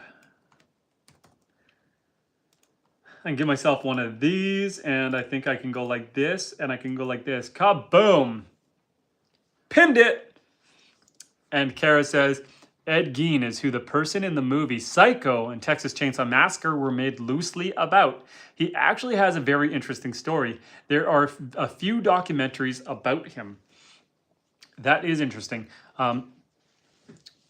I have a cousin. I have a cousin who... you know, you wouldn't call him a serial unaliver, but he's done it twice. So there you go. I'm cheers to an evil world. Hopefully God can make it better. It is pretty crazy how much violence and crime is out there. I don't want to get into that because it's not as wholesome of a topic as I like to keep around here. Precious Moments, welcome back. And hello. Cheers to a coffee. We are inside again. We started inside, we went outside, and we're back inside. I was saying earlier in the chat that I used to do a lot of online digital art. I used to get paid to do digital art, and I did that up until basically I did the digital art up until Midjourney and ChatGPT and stuff figured out how to make 5 fingers. So back in the early days of AI art, one of the things I did is I used to do a lot of custom art, and then what I was doing a lot of was fixing people's art. So people would send me their AI art. Maybe they'd have an AI character that had 7 fingers, and they would send it to me, and I would fix the hands. So it was normal. Or if the face was goofy, I could fix the face and make it work. And so I did a lot of art that way. So the early days of AI was actually really good for my side hustle because it did so much janky stuff. But like the early days of AI art might do 90% of what the person wanted. Like I had somewhere a guy wanted a custom avatar for his basketball, whatever, for his sports team. And so he gave me a picture of him from AI, but it did the jersey wrong. So he gave me one that he wanted. He said, this is a picture of me in my jersey, but the jersey's wrong. It didn't know how to do, you know, the number 32 or whatever on his jersey. It was just a blur. And so he sent that to me, and I just redid the art. and corrected the mistakes on it, fixed the face and fixed the jersey, stuff like that. And so the early days of AI art was fantastic for me. And people just begging to have their art fixed because it didn't do a good job. But then once the AI art got really good, it didn't seem to make sense to keep doing it because honestly, the AI art on ChatGPT, Midjourney, all those other programs got better than I could do. So kudos to technology. But it was fun for a little while. And Kara says, I appreciate you own a globe. You don't see many of those around these days. Well, because I homeschool, we do a lot of global teaching and teaching about the world. And so having the globe right in the center of the house, it makes a lot of sense. I also have the atlas over there. Of course, a bunch of guidebooks and different books and games and all this fun stuff all over the place. But yeah, it's really nice when you have children and you're teaching them, the history of the world, and you want to talk about Europe, to be able to show them on a globe where they are, where Europe is, where that region is, where different countries were in and out, and stuff like that. So the globe, very useful tool. I play a game with my wife every once in a while. She's fantastic. I'm terrible.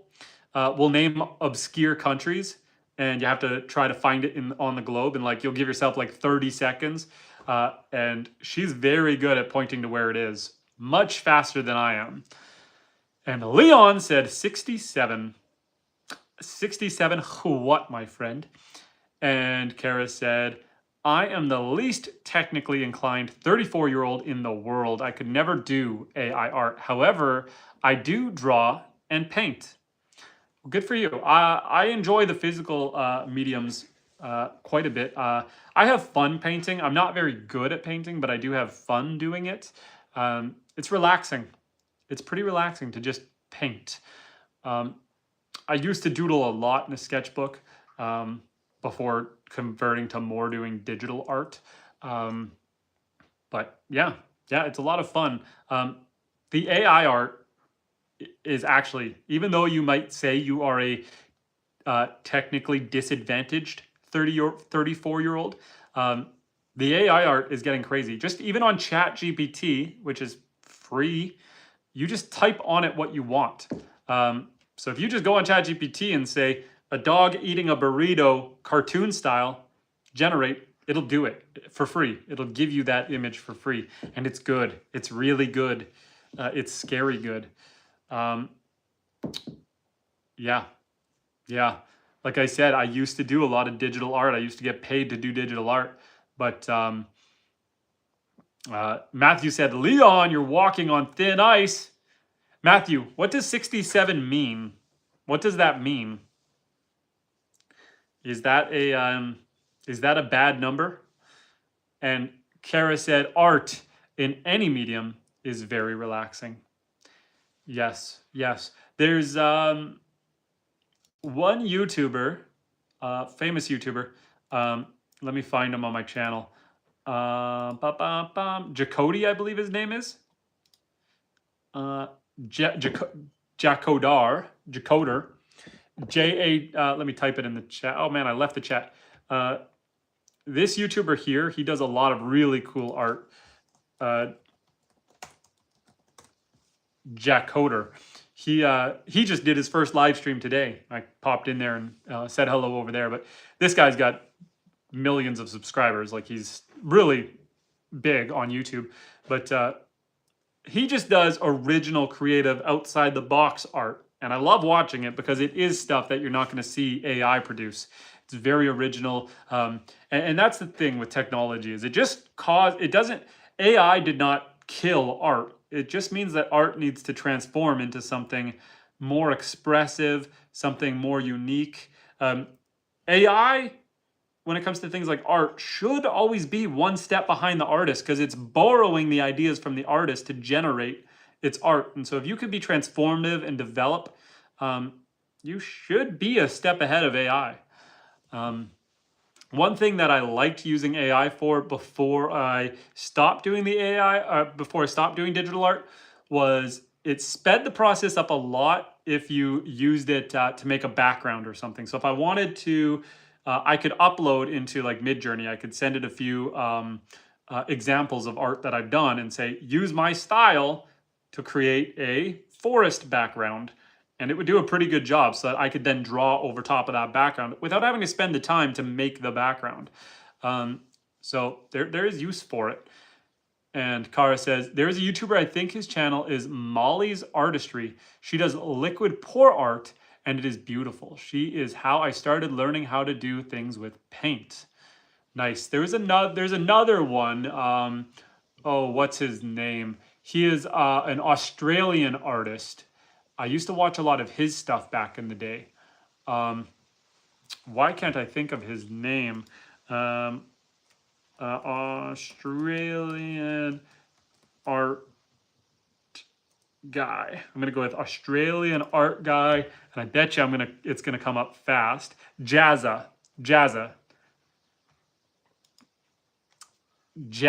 was the guy I'm talking about. Art with Jazza. He has a pretty cool art channel as well. And Matthew says, you remember star 67 on the phone? I don't really know how to explain it, but it's usually a bad expression. And 67 is the name of a person who does rap songs too. I believe star 67, wasn't that how you could hide your caller ID? If you did star 67, you could hide your caller ID so that it would come up as unknown. I think that's what it was back on the early days. Used for prank calling. I don't know if that's what he meant. It was pretty random just to type 67.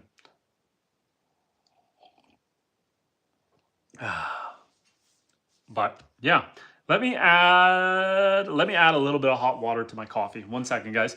I'm the kind of guy that I like my coffee black and a hair below scalding hot.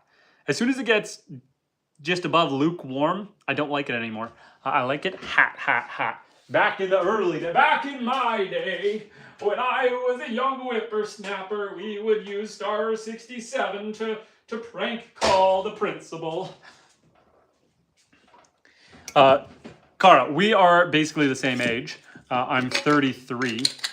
I used to look 50. When my back was fully blown out, and I was walking with more of a limp, and I was growing my beard out for 9 years. And it wasn't until a month ago, just maybe less, just before I had back surgery, I decided to shave completely. And it was the first time I had clean shaven in 9 years. So this is about 3.5 weeks of growth. I grow a sick goatee. Like, this part is thick. I have to trim it and buzz it all the time. Like, this is trimmed. This is maintained. But my cheeks grow in so slow, so thin, so thin. So that's the Italian in me. I grow the sick Mario mustache. It's me, Mario. Ho ho ho boy. But the rest is lagging behind a little bit. But that's okay. But I had a pretty big beard going for a while. And Matthew says, young people love to say that. And Kara said, my oldest recently found my cassette tapes and asked what they were, then asked if she could sell them. I told her she wouldn't get anything for them. Then she said, stuff from World War II is valuable. Cheers to cassettes. At least you didn't have an 8-track. What's interesting is that that vinyls came back. My father had a vinyl record player when I was really little.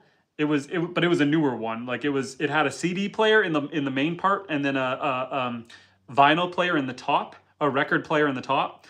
And I remember being a kid, and we were messing around with the record part too much, and we broke it. And so then it became only a giant CD player.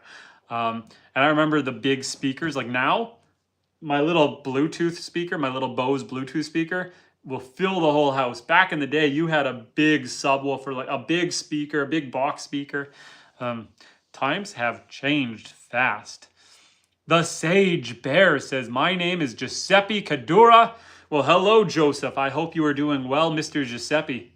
Cheers. Cheers to an Italian brother. I was traveling one time, and I can't say what my last name is because I don't want to give away who I am that much.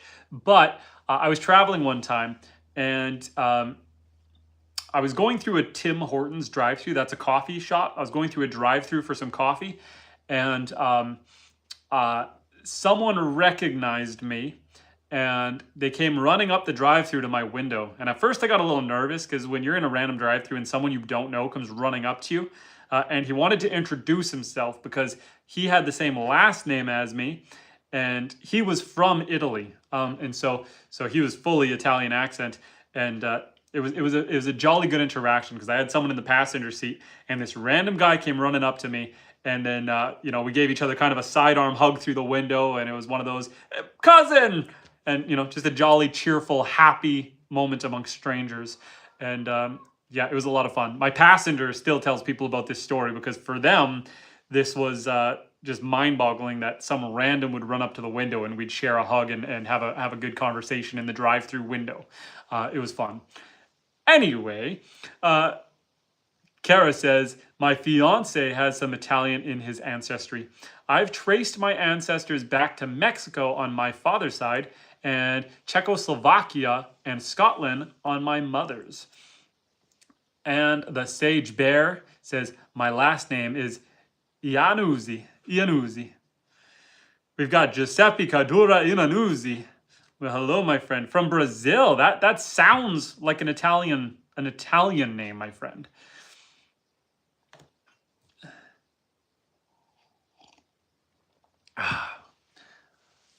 I remember when I was in Italy, so I went and visited Italy, and I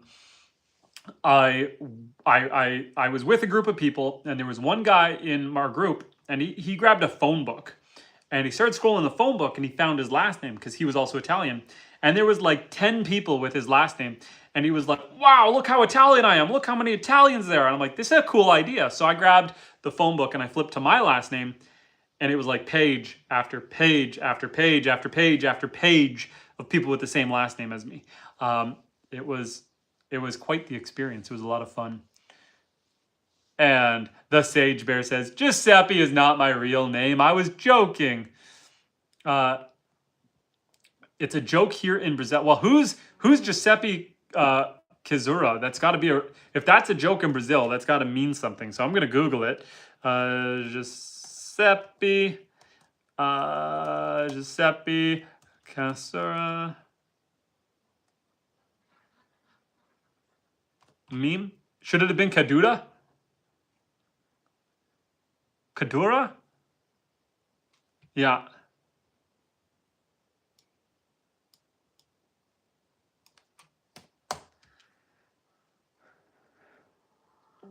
Now, I can't read this language, so I'm not sure what the meme is.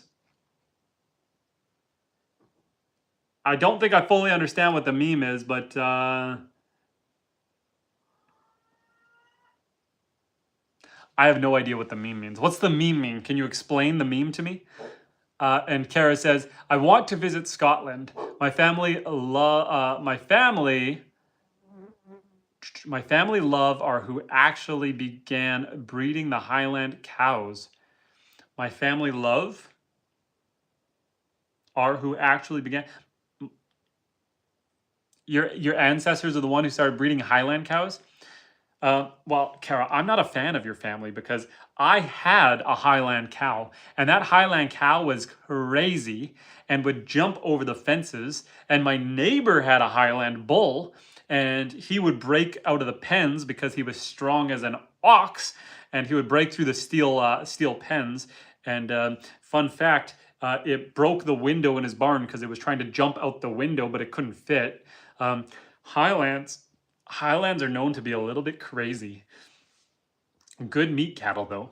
And Sunny says, hello from Pennsylvania. I love watching this channel. Sunny, welcome back to the chat. I appreciate you being here. And the Sage Bear says, it's a name with a double meaning, but Iannuzzi is my real last name. Well, now, Sage Bear, because you started the conversation with a lie, I will never trust another thing you say. You have lost my trust forever. You know what they say? Trust is like toothpaste. Once you squeeze it out of the tube, it's hard to get it back in. You're going to have to work hard, my friend, to earn my trust, my love. You need to earn my love back. Kara says, they are cute, but tend to not have great temperaments. I mean, my neighbor does have a bunch of Highlands, so he still has them. And it's funny because when he talks about the individual cattle, he says how crazy they are. And then when I ask him, like, well, why do you do Highland? Oh, no, they're great. They're great cows. But when he talks, oh, yeah, that one's just crazy. That's a Highland. It's insane. It's just crazy. Good meat, though. Very valuable for their meat. The Sage Bear says, I will subscribe to the channel. Sage Bear, if you subscribe and you comment on any one of my videos, comment on any one, you will earn my love back. That's how easy it is to earn my love, you know, my trust, my companionship. We are out here. Normally, we're not doing these sit-down live streams. I started this live stream outside, well, inside, but I went outside and we spent some time with the ducks and the chickens and the goats and the cow. We went for a little walk. We spent some time by the lake. I'm just chilling here right now, having a little bit of a break, enjoying some coffee. Normally, we're outside doing stuff out there. So if you like to see that, subscribe. And I love to see you around and continue these conversations. Of course, I'm playing with you. No offense meant. If I don't understand the meme and you can't quite explain the meme, then it's not offensive. So we're good. What else is going on, guys? Anything else going on in the world that I should know about? Any crazy developments in the world? Kara says, do you think you'll catch the birth of the baby goats on camera? So, Kara, I have caught the birth of baby goats on camera twice. I had one where I caught the birth during live stream, but I kept it really short and the mom didn't take to the baby. And so normally what happens is when the goat has a baby, the baby comes out wet. It was winter, and so time is critical because when they're born wet in the winter up here, when it's really cold, the baby can freeze to death. So what the mom is supposed to do is turn to the baby and start licking them. They lick up all the birth juice and they clean them up and they snuggle them and get them warm. But in this case, when the baby was born, there was two of them. The mom kind of took off to her own side and ignored the babies. And so I had to turn the live stream off. The babies were fine. They survived. Everything was good. But I had to get in there with a towel, wipe them all up, clean them up. And so I had to end the live stream so I can take care of them. But I did have that. And then I don't know if I've posted that live stream. That might be private. I might not have shared that one. And then I did catch a long form video. One of my goats was actually born right here in the living room. What I did is I took down my fencing and I moved it back, surrounded an area by the wood stove, and I kept the wood stove going for heat. And because it was like minus 30 out, minus 30 Celsius out. It was really cold. And so I didn't want the baby to die in the cold, and I knew the mom was pregnant. She was about to have the baby. And so I picked the goat up, I brought it into the house, laid down a bunch of towels on the floor, and she gave birth in the living room. I did take a video of that experience. I have not posted that video. So I have a video of the whole thing, but I have to come up with a way to make it educational, stage it so that it's entertaining, but also educational is the big thing. A video of a goat being born is quite the experience. It's very graphic. It can be hard to watch. There are learning moments in there. Like, you know, showing how the mom is interacting with the new baby, things you need to do, when you should step in, when you shouldn't step in, and things like if your goat is giving birth in the cold, you know, bring them inside and here's how to do that. But, you know, I'm a guy, I'm a dude. I am a typical guy. Even though I have helped my goats give birth a number of times, we've had, I think, 5 baby goats on the homestead, and I've helped with every single one. I've helped the goats deliver, been right there to help catch and lower the baby to the ground, all that fun stuff. It is hard for me to watch it.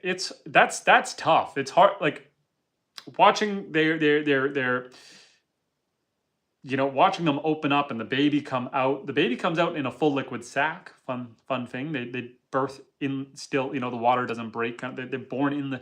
Anyway, it's hard for me to watch. So when I go to edit those videos, I'm sitting here kind of cringing. Like, how do I stage this? How do I get the lighting right, the angles right? How do I do? So I have the footage. I would like to share the footage. I just haven't brought myself to the point where I feel comfortable editing and going through and trimming that footage up to be educational. And yeah, I will get there. I will get there. It's more of a me thing than an it thing. Does that make sense? Does that make sense?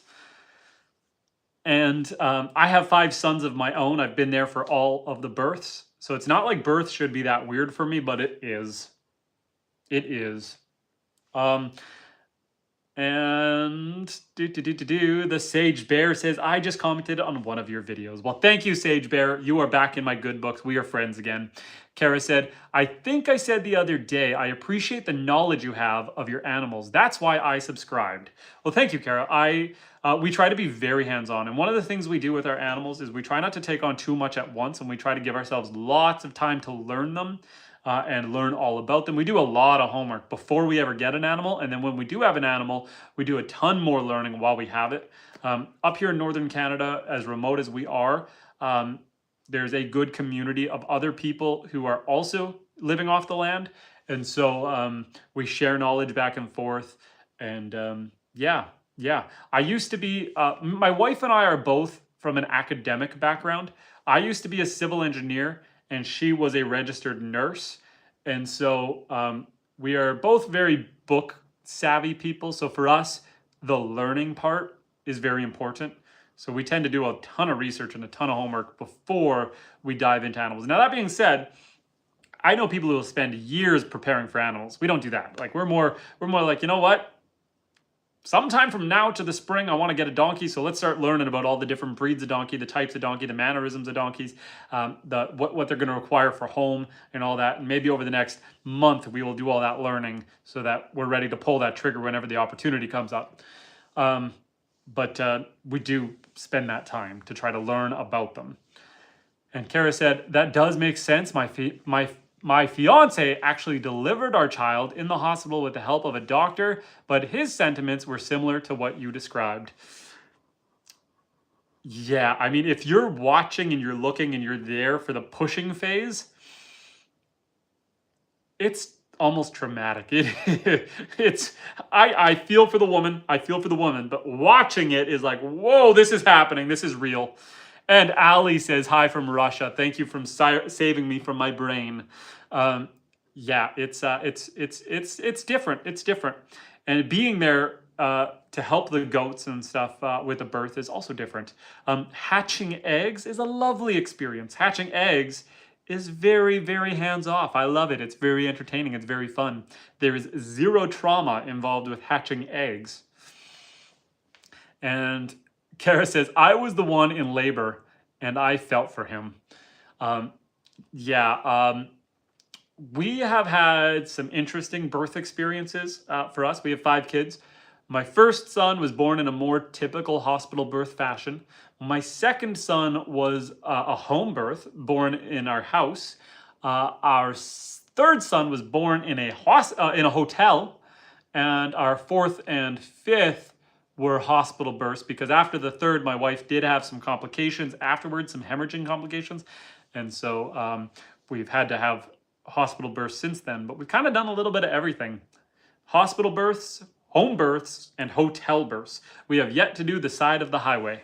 And let's try to keep it that way. On that note, we have been streaming for 138 minutes. And so I am ready to go lie down and rest. So we are going to end the live stream here. I appreciate you guys joining us. I appreciate the conversations. And I hope that we get to have more conversations later. Please check out the short form videos we've been posting out recently. My kids have been wanting to make these videos. So I think the last 4 shorts I've made, I had my kids help me with.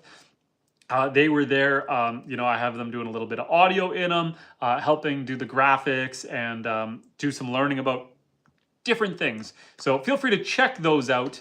And I look forward to catching you guys later. We are going to end this stream, but thank you guys for the good conversations. The Sage Bear, Kara, I look forward to seeing you guys around. Take care and have a great rest of your day.